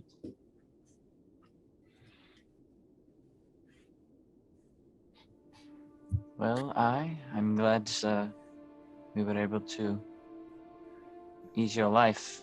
You were sure making ours a lot easier, that we didn't have to come out here and deal with this situation in a different way.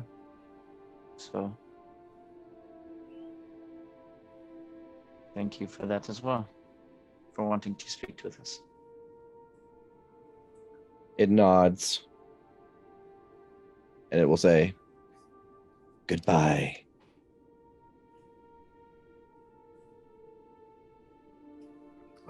I thank you for your insight. I thank you for my name. I it nods. And it will begin its descent down into the water, unless you guys have anything else you would like to do. that's what we called it, I'll right? just, I I, I'll just be like, your life is your own to live. As he, yeah, as it like sinks down into the Submerges. water. Yep. And it just swims away. Collapse in a heap on the boat. That's Talk myself out of a lot of sticky situations, but the other end could never bite my head off. Most so I'd say that uncomfortable went that as whole. well as it could have gone. I'd Yeah, say that- so too. A that's natural pretty 20 and a fucking- 25. Jesus. That's the scary part about it, V. It could have been so much worse. Pretty fucking weird for us. Everything went according to plan. Is that the first time? Salt Feels. without even having to draw blood. Except for that trout. You can only get fucked over so many times, I guess. Well, there's one more loose end we gotta tie up. What about this angry fucking armada of Bremen sailors who wants I'd say blood? let him go Let 'em hunting. look. Let them. I agree. They need to blow some steam, anyways.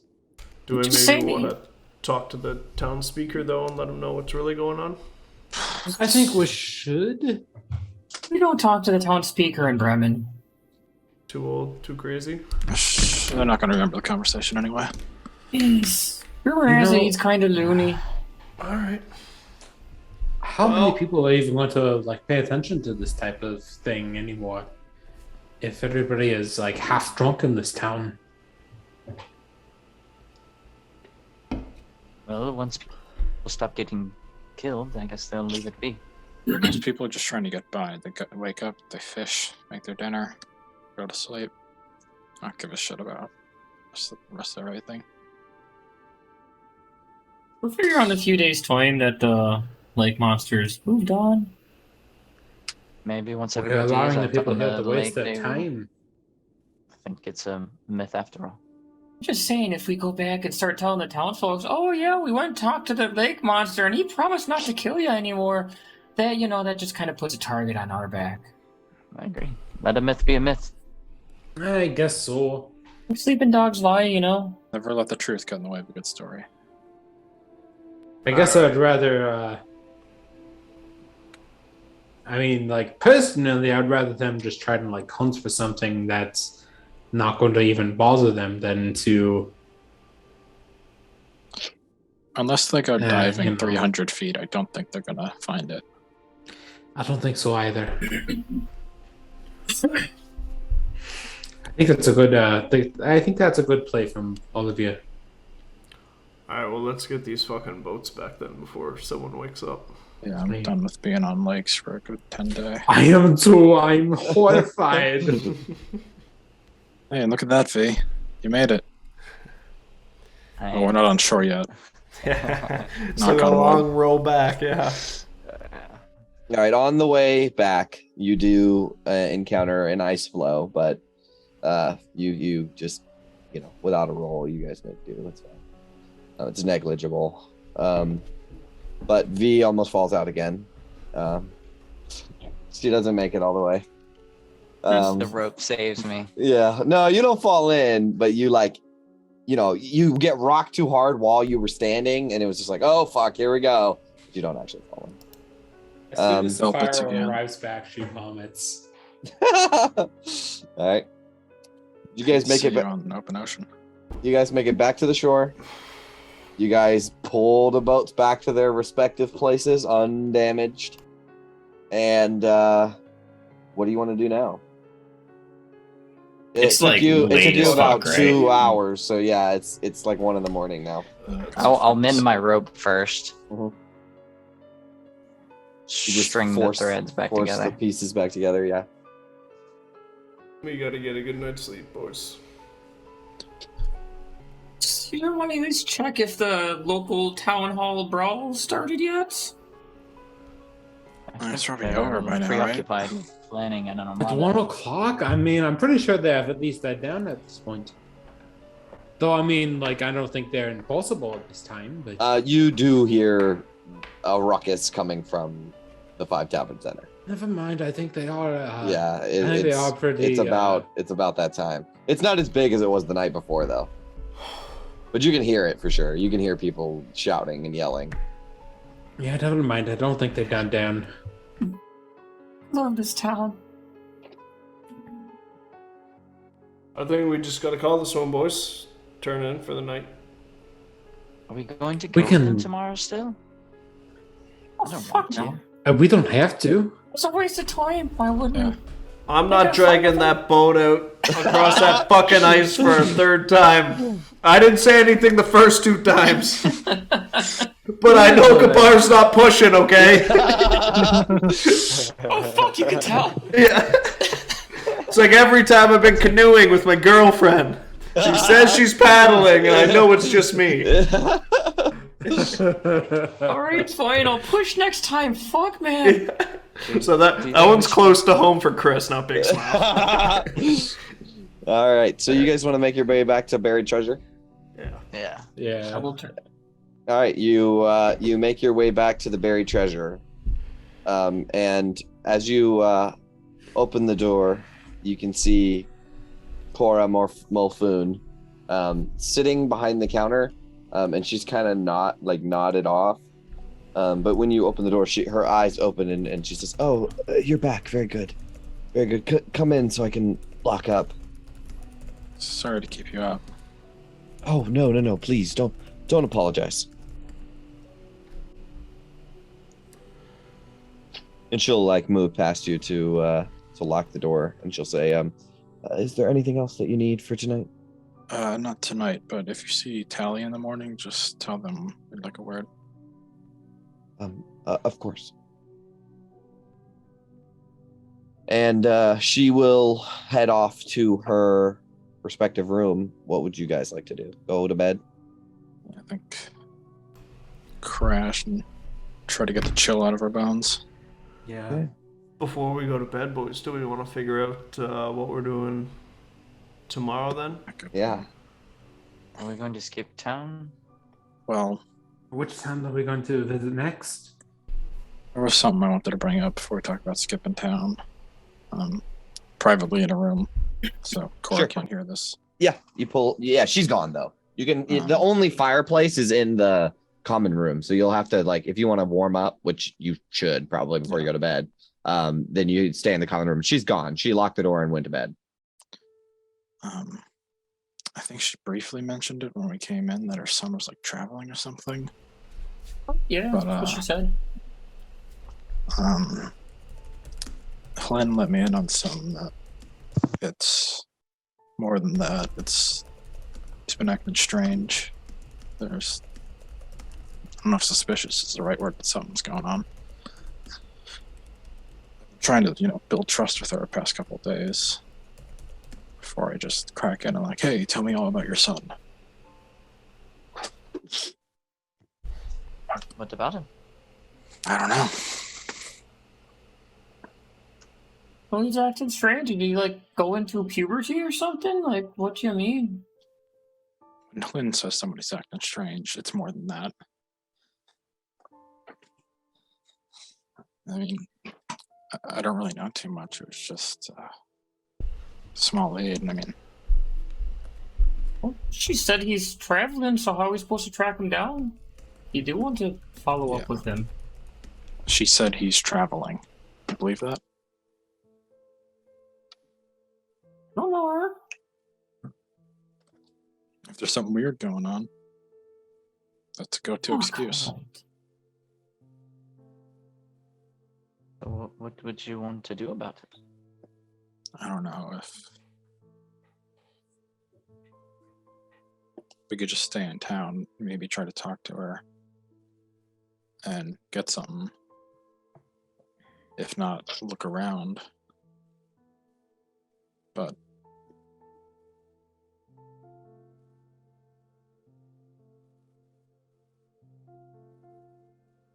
if we can't find anything, then it's time to move on. But You How do long get you do get the feeling when she told you like with a low insight check that he isn't here though. Like he definitely did leave. or at least find out what's going on before we leave town. So skipping town might still be in the cards for tomorrow if it's just a quick convo. Right. It seems like they might just be that. I'm quite eager to get back to Tourmaline. Follow up with our good old Kobold friends, It's been a while since we had a good chat with them. Hey, if we're heading up north, what about that bloke that's stranded up the Shangar River a little bit? Might as well. Gotta stay out of the big towns for a few days anyway. Well, do you think that maybe? Go it And alone. try not to strangle me, Big Smile, but maybe we just take a boat over to Tourmaline and then take it up the Shangar River? It's frozen. Yeah, we can. Oh, that's okay, never mind. Fuck that idea. Yeah, I mean, I don't know Can how... we get on a map? Yeah, I'll put you to map. Yeah, cheers, thank you. I was looking at it. So. Where are we, Bremen? The Black Cabin, yeah. I just don't know when we'll be up this far north on this side of the Dwarven Valley again. If we're going to If we're Tourmaline, going it to might, Tourmaline, might as well, yeah. might make What other- sense. We need to Yeah. we need to stop by Lonelywood and collect our head. And it's good to stay out of some towns that'll be doing the dirty. Yeah. You know, try to find someone to maybe try to fix up the ramshackle while we're gone. Try to see if we can rile up a couple of carpenters and maybe Got a good bit of get the money. place. Maybe trade them for some fucking food too. Still got the old cauldron. We still need to pay laborers though. Yeah. But maybe it won't be as expensive as it needs to be. Say that mind, right? I don't think we have that many more loose ends that we actually know our destination for, so it seems like that, you know. Sapphira, check the chewingas.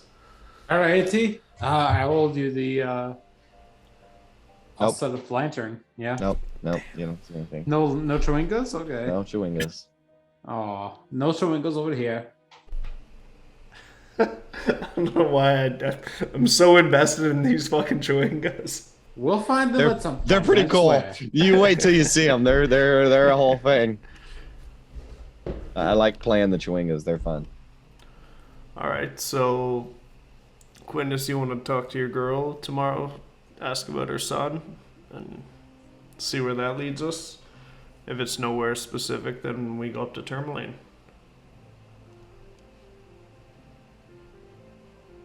Yeah, I mean, if it's not pressing, I think we head up to Tourmaline anyway, because there's some weird shit going on there.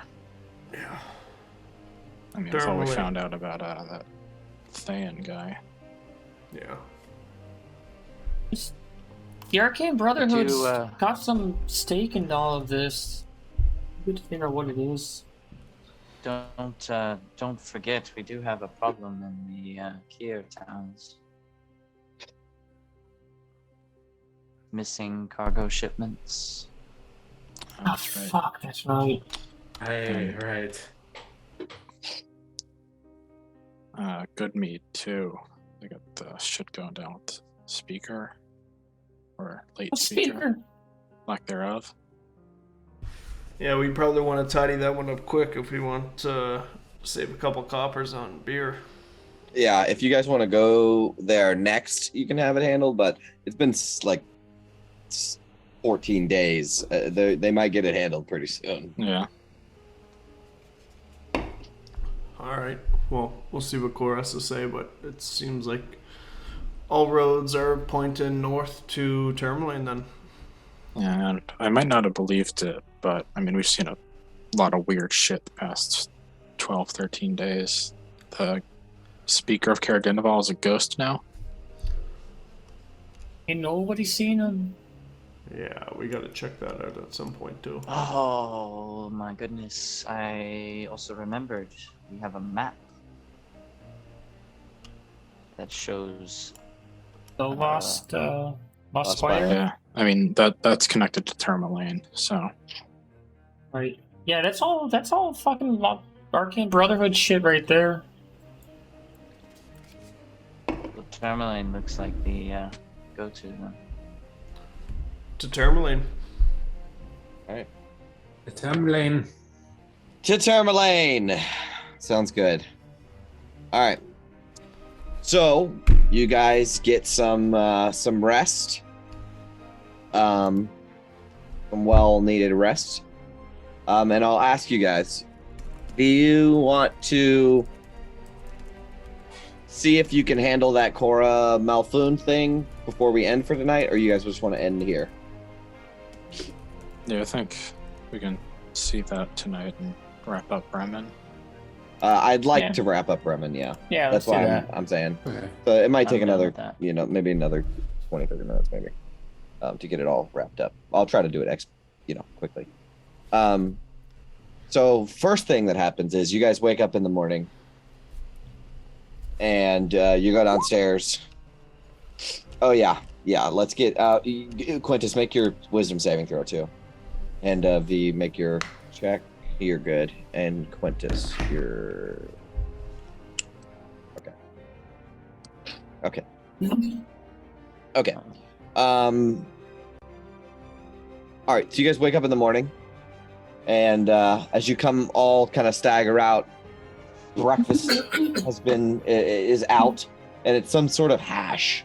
It's just like potatoes and onions all cooked in a pot together. As breakfast is Cora has it ready, and you smell it as you all come down. And as you kind of file in, she gives everybody a bowl of it. Oh, we also forgot about talking to Tally today too. Yep, that's right. I didn't forget. As she's serving you guys, she says, "There's some kind of ruckus on the docks today." Yeah, they're gonna be fishing. Well, if you're, I gave Tally your message, but they're out on the docks right now. Oh shit.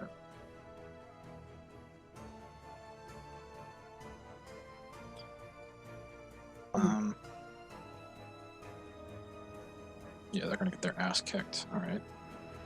Probably having a shitstorm. Should we run down to the docks right quick? Yeah, let's go I think we pull should. Tally out of the fire. Yeah, so you guys run down before to we the have docks. breakfast. Yeah, you leave your breakfast, and Cora says, "I'll put it back in the pot to keep it warm." Thank you you. guys We'll be right back. Run out to the docks. I take the bowl with me. Okay, you're shoveling it in your mouth as you're running. But you guys can see that a lot of boats have already left. However, there are still basically everybody in town is out on the water. There's more boats than you've seen since you've been in Bremen out on the water right now. And there's even more people getting ready. There's like let's see. They got ropes and nets and harpoons and pikes and gaff hooks as just the men are pulling their boats across, and it seems like everybody's going out onto the lake. But you can see Tally on the dock shouting at them, "You mustn't kill the plesiosaur! It is a peaceful creature by nature and has been gifted intelligence." And people are just like brushing them off, like, "Get the fuck out of here, like, get out of my way." You know, these are like gruff fishermen, you know? They're like, "It can be reasoned with. Please don't kill it." And you guys just come up to her. Yeah. Or to them, yeah. And they're like, you have to do something. They're gonna kill it. Shut up. We already did. What? We already killed it. No, we already You already did killed something. it?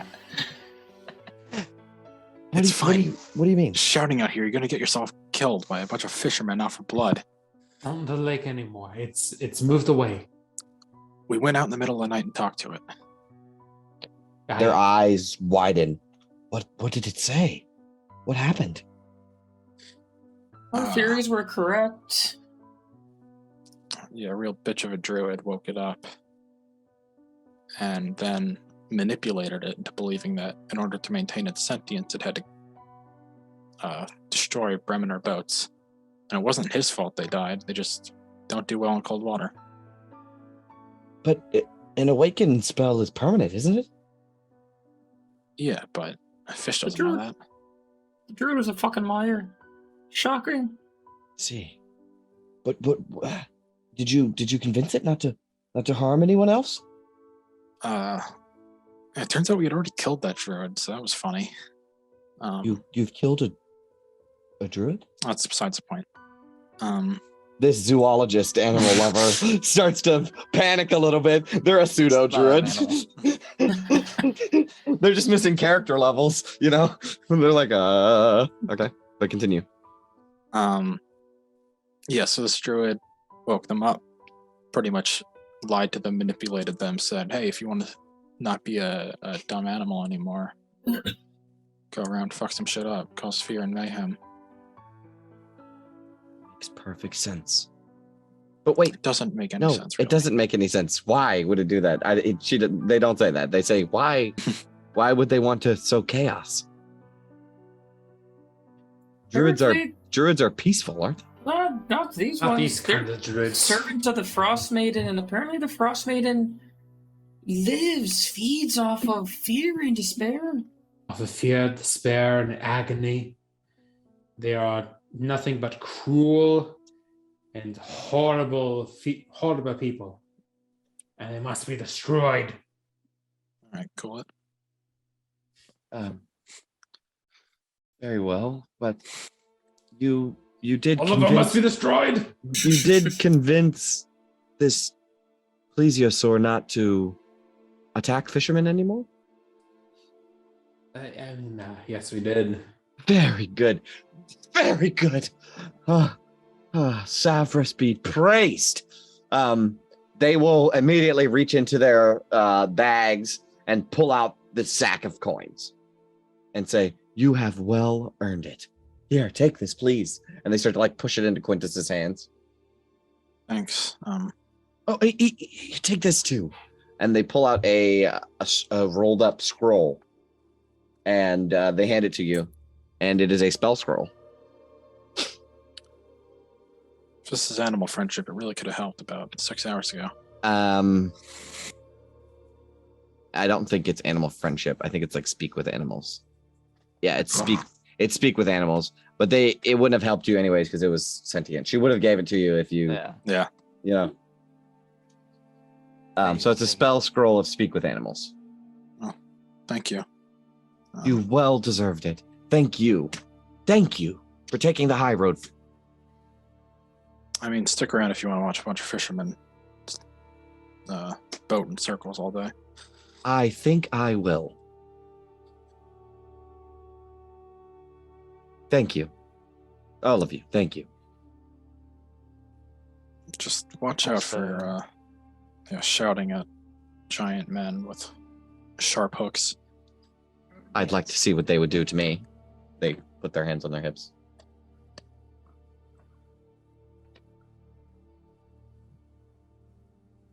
They're all bark but no bites. Barrel boar especially. They mentioned the dwarf that pseudo hired you guys. Well, thank you. Very, very, very much. You've done a great service for me and this town. We're glad to have that. I have people in this town I need to look out for as well. Or at the very least, a person. But really, it is most people in this town. Well, best of luck on your travels. I think I'll stay here for a while and see if I can encounter the beast myself. Well, best of luck on your research. I wouldn't hold my breath. It said that it's yeah. gonna kind of live down by the hot spring, down by the bottom, but you can certainly try. Oh, I think I will. To your theory about the Chultans, it sounded right. Said he'd been here for centuries. Well, it's very good. I'll notate that. Thank you again. Best of luck. Okay. Is there anything else? I'll just turn around and mumble how they're going to get themselves mauled by a wild animal. Yep. And We got plenty, so 10 gold each. 10 gold each. very Should good. we add that in our character sheets? Yeah, Yep. pass 10 it gold on each. immediately. And go. Yep. And you guys want to head back to eat your breakfast? Yeah. All right. You guys head back in.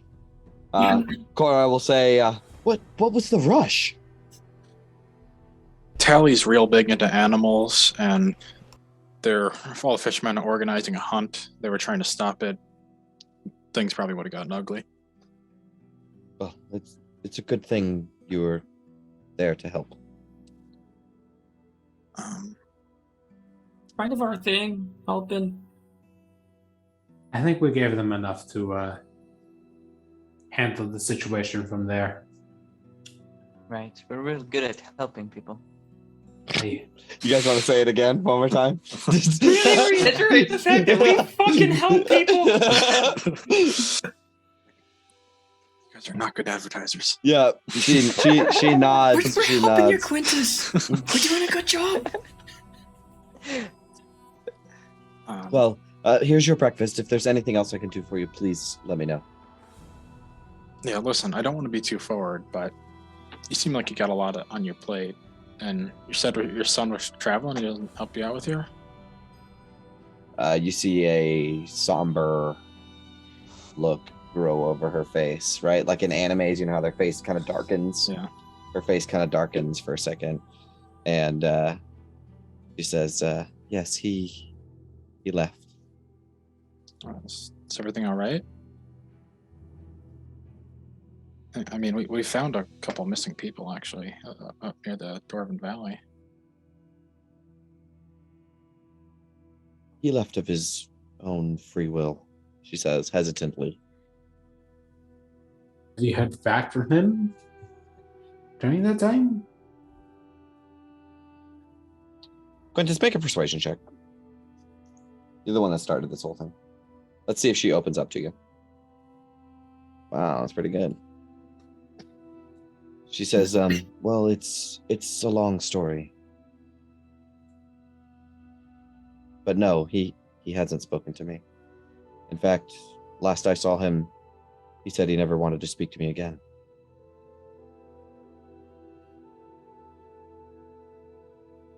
I'm sorry to hear that. Is he in any kind of trouble? I don't wish to burden you with my problems. We asked, and you've been working harder than any innkeeper I've ever seen in 10 towns to keep Thank this you. place up. Thank you. It feels like gold is short for thanks.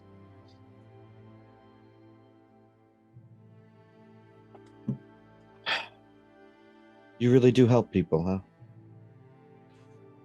And the moose up in Lonelywood was killing people. There was missing caravans, lost fishermen.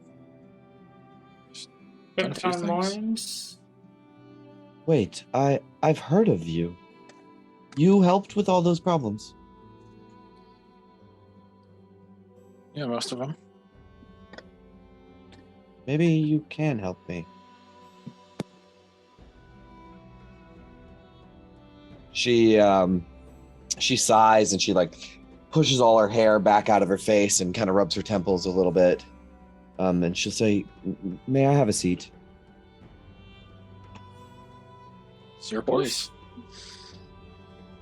She sits down and she will begin to tell you a strange tale of her son. My son, his name's Huarwar. Huarwar. If that's not a Forgotten Realms name, I don't know what is. H-O-U-R... No, Huar. Huarwar. W-A-R. Yeah, his name's Huarwar Mulfoon. Yeah, that's straight out of the book. Greenwood on. That's straight out of the book. Anyway, she says, my son, Huarwar, he's always looked to the tundra as a place of excitement and adventure, even as a young boy. See, Huarwar's father was an adventurer, a northern ranger in a band of mercenaries. I knew that a day would come when Huarwar would leave me for adventure, as his father did years ago. But I never expected it to be like this. See, Huarwar, he's always been a good soul. He always helped the elderly of Bremen with cutting firewood and looked out for his fellow man.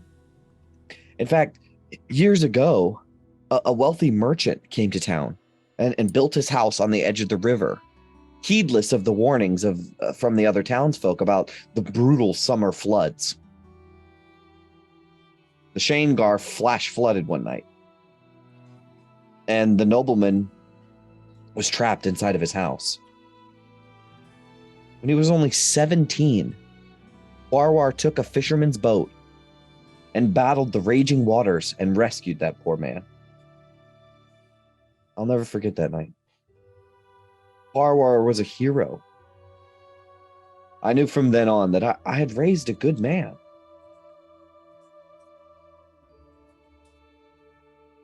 She sighs, as if to like move on to a different set of problems.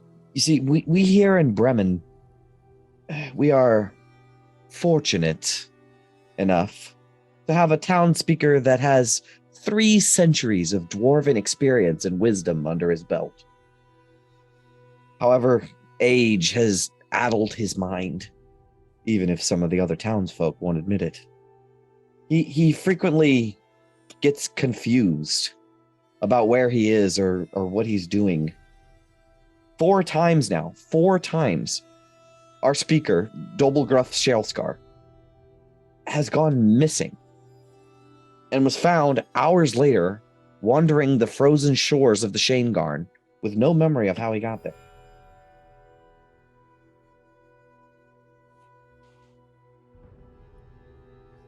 About 2 months ago, Speaker Shalskar had gone missing during a blizzard. Warwar was quick to join in the search party, especially since the bucket is of no use these days. Fire kind of just like Keep it quiet. looks to Everybody the other listens to side. Fire. Looks to the other side. You said this was like 2 months ago? 2 months ago. Yeah. I warned Warwar not to go, but he's a man now, and I can no longer hold sway over his choices. And she says that as if it has an even deeper context than she's giving it right now. After about 3 hours of blizzard, the speaker was brought back unharmed. But my poor Warwar, he got separated from the others. And he didn't find his way home until the following morning. He had minor frostburn on his feet and hands, and he could barely walk. Actually, she just said he had frostburn, not frostbite. Not minor either. I immediately knew something was wrong when he first came in, and I tried to embrace him and tend to his frostburn, but he just brushed me aside. He rested and recovered in his room for the next few days, but the strange problems didn't end there. He had suddenly became cruel and malicious towards me. I came to offer him dinner one night, and I found a piece of a very unusual black metal on his bedside table. Warwar snatched it away, and he called me callous names, and he threatened to slit my throat if I ever touched it again. I had never seen such anger and fury in his eyes, and she's starting to get sad, like crying now, right? Like this is very traumatic. It was fucking traumatic for this woman. Yeah. His eyes, they almost seemed to glow with blackness. I've heard some harsh words come from my boy's mouth over his lifetime, and every time he knew he did not mean what he said, he would always apologize. But I wasn't so sure then. I wasn't sure if my own son would actually kill me. I didn't sleep at all that night. And that means I was awake for the visitors we had early the very next morning. 2 tieflings a male and a female, arrived asking to speak with Huarwar. They gave no names, but they wore amulets prominently around their necks. Amulets that looked very similar material as the shard in Huarwar's room. But they were shaped and molded into a black sword and shield. I sent them to my son's room, fearing what he would do if I disturbed him. A few minutes later, he left with them. Willingly. Taking his shard with him. And he just left me here. He walked out the door without even looking at me. And his last words to me were, "I will never return."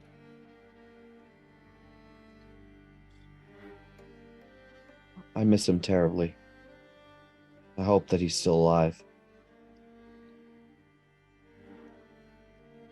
So sorry to hear that.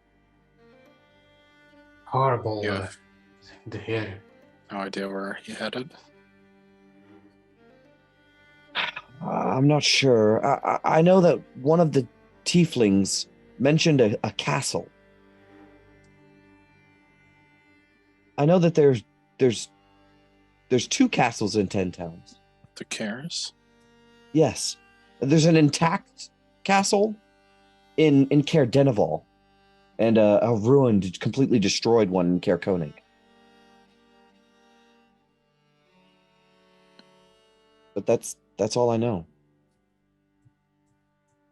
But Listen. I feel something happened to him. You're right. That wasn't my boy that left that day. If it's any small comfort, you're absolutely correct about that. What do you mean? That piece of metal. It's mind corrupting. Watched a man in East Haven stab his best friend in the eye with a piece. Just because he threatened to look at it. That's horrible.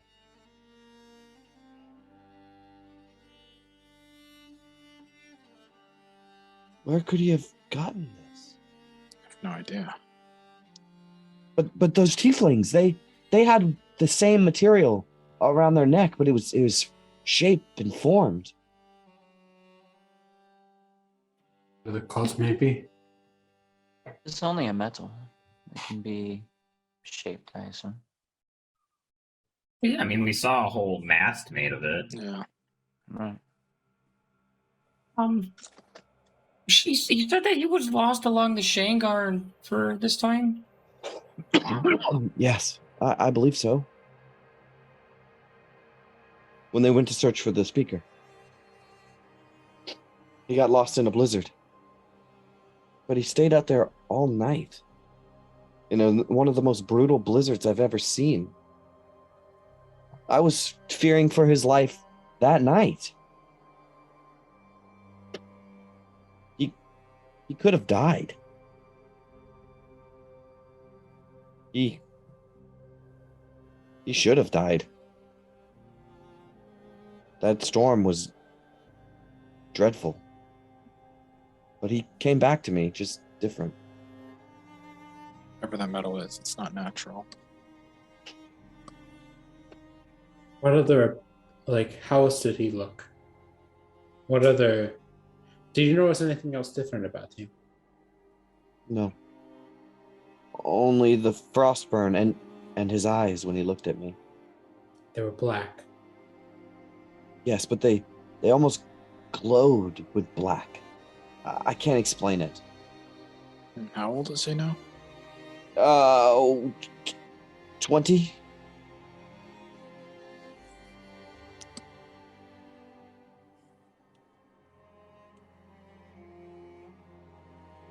I see. If you could just check on him or find him and just let me know that he's still alive.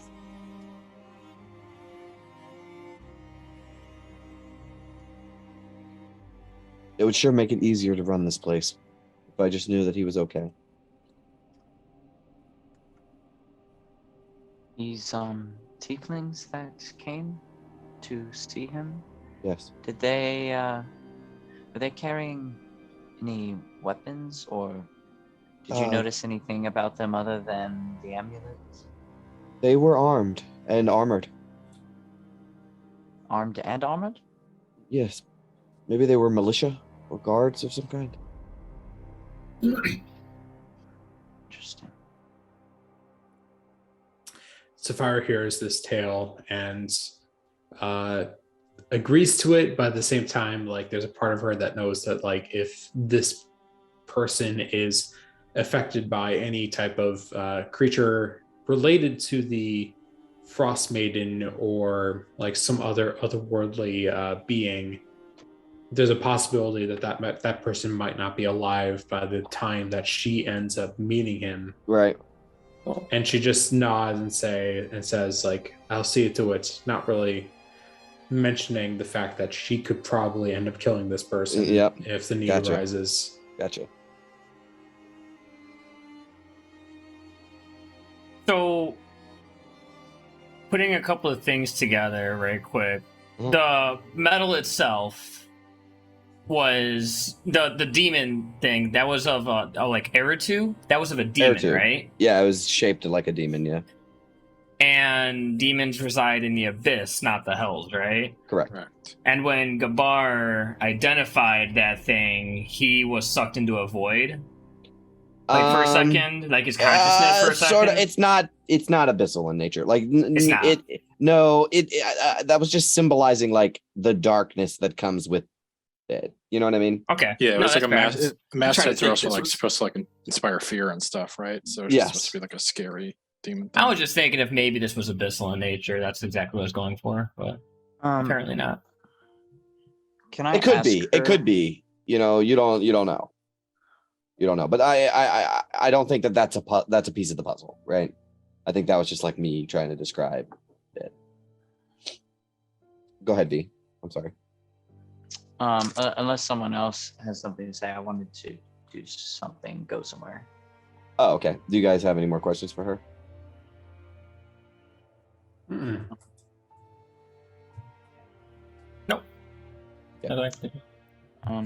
Could I ask her, did he have a specific room that he stayed in while he was here?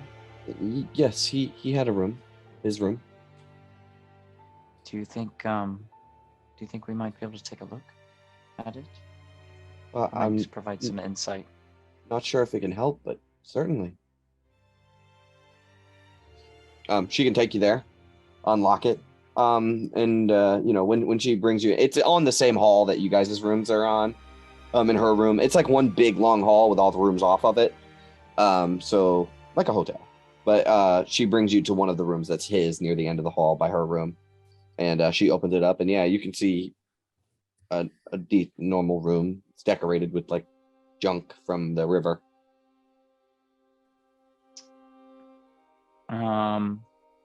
Can I look around? Yeah, we'll try to politely turn the place over. Okay. Give me 1 second. Let me look something up real quick.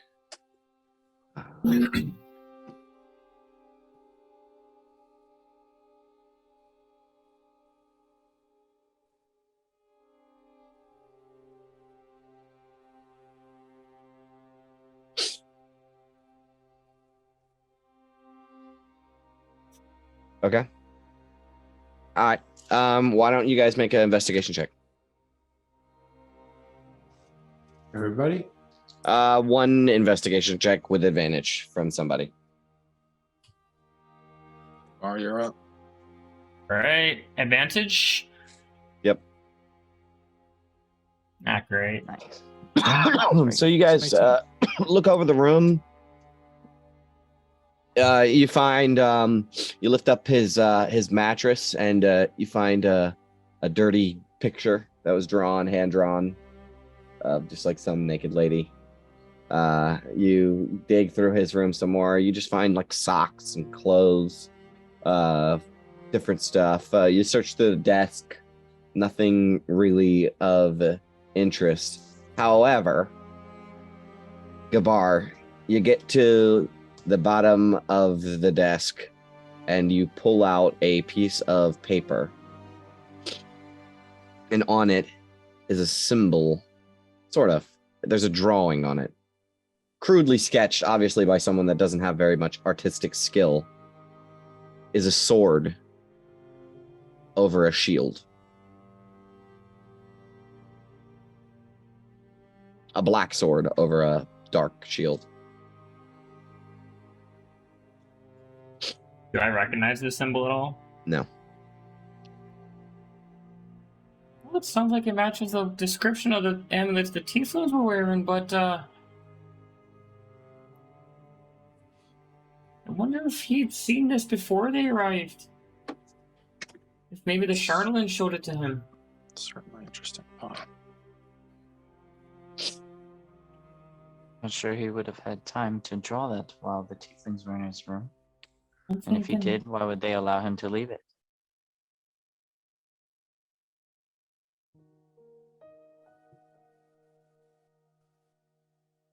It has to be something to do with the Charlatan speaking to him. Quintus, I will allow you to make a history check. And it's a relatively high DC. I want to see if you notice something. Yeah, no.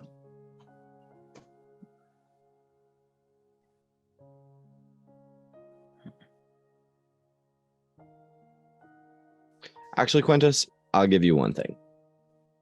This symbol that is drawn on this piece of paper, it looks sort of like it looks more like a plan, like somebody sketches out their sculpture before they sculpt it, right? But Quintus, something about this symbol is vaguely familiar to you. You're not sure why or what it is, but just something about it's familiar. might be the shittiest blacksmithing blueprints. Not quite sure.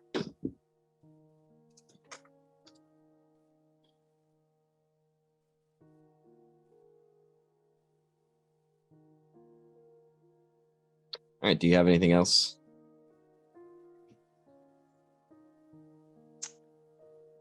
Can I, I'm just gonna take something from this room. Okay. What do you want to take? Like a sock or something. Yeah, you can take a that won't sock. be noticed. Sure. Is there anything specific about like the style of the sword and shield, or are they just It's generic? no, it has a certain artistic aspect to it. It's not just like, a kindergartner drew a sword and drew like a stickman sword and a like stickman shield. mass-produced logo Right. thing. Yeah, it looks like some sort of effort was put into making this drawing good. In fact, you can see where with an ink pen, they like drew out the line and then they were like, I don't like that line, and drew like another one next to it. You know what I mean? Like it looks like it was sketched, where they tried to like make the lines exactly where they want them. So it was planned the way that it was drawn.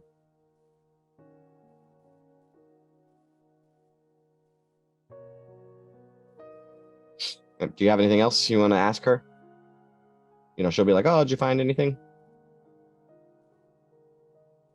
Nothing of note, no. Seems like a pretty normal room. Well, if you find him, just let me know if he's okay. We will. I don't want to be any trouble though, so. I'll snap Gabar onto my shoulder right quick. Be like, This is Grim. this is Gabar. Or this is Grim, sorry. If we find him, I'll send him your way. If you see Grim hovering around, that means that we found him. Very good. Thank you. Thank you very much. I don't know if we have any other faster means of messaging people, but Well, Well, if you ever find yourself back in Bremen again, you can stay here as long as you'd like.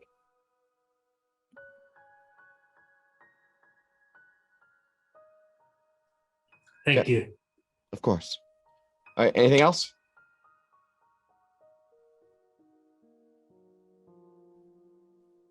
No. All right. You guys are gonna head towards Tourmaline. Mhm. You guys begin to head towards Tourmaline. We'll pick it up next week. Nice. Can't wait for Tourmaline. Let's string with this fucking kobold.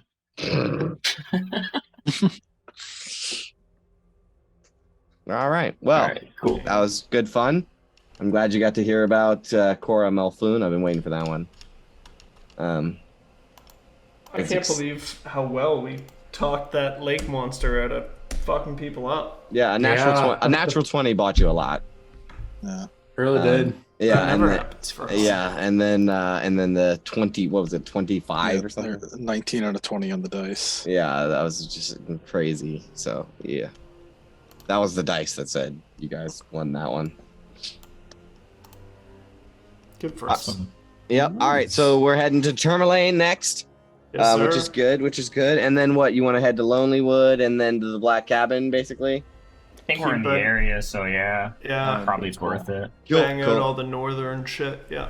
Very cool. Very cool. All right. Well, that was a great session, guys. Productive. Yeah, that Good was job, fun. guys. That was good. We got a lot of shit done. Yes, you did. Yeah, we did. Figure out what the fuck I missed. Yep. You did miss something. But very cool. That was very cool. I like the J screw. I like that. The damned if you do, damned if you don't. Get ready, because there's gonna be a lot of that. I like Cheers, that. fellas. Yeah. All right. Bye, guys. Yep. Thank See you. Great game. See ya. Thank you. Yeah, Good thanks session. again, man. See you all Appreciate later. it. Good Great session. game. Bye. All right, later. Uh, Bye bye.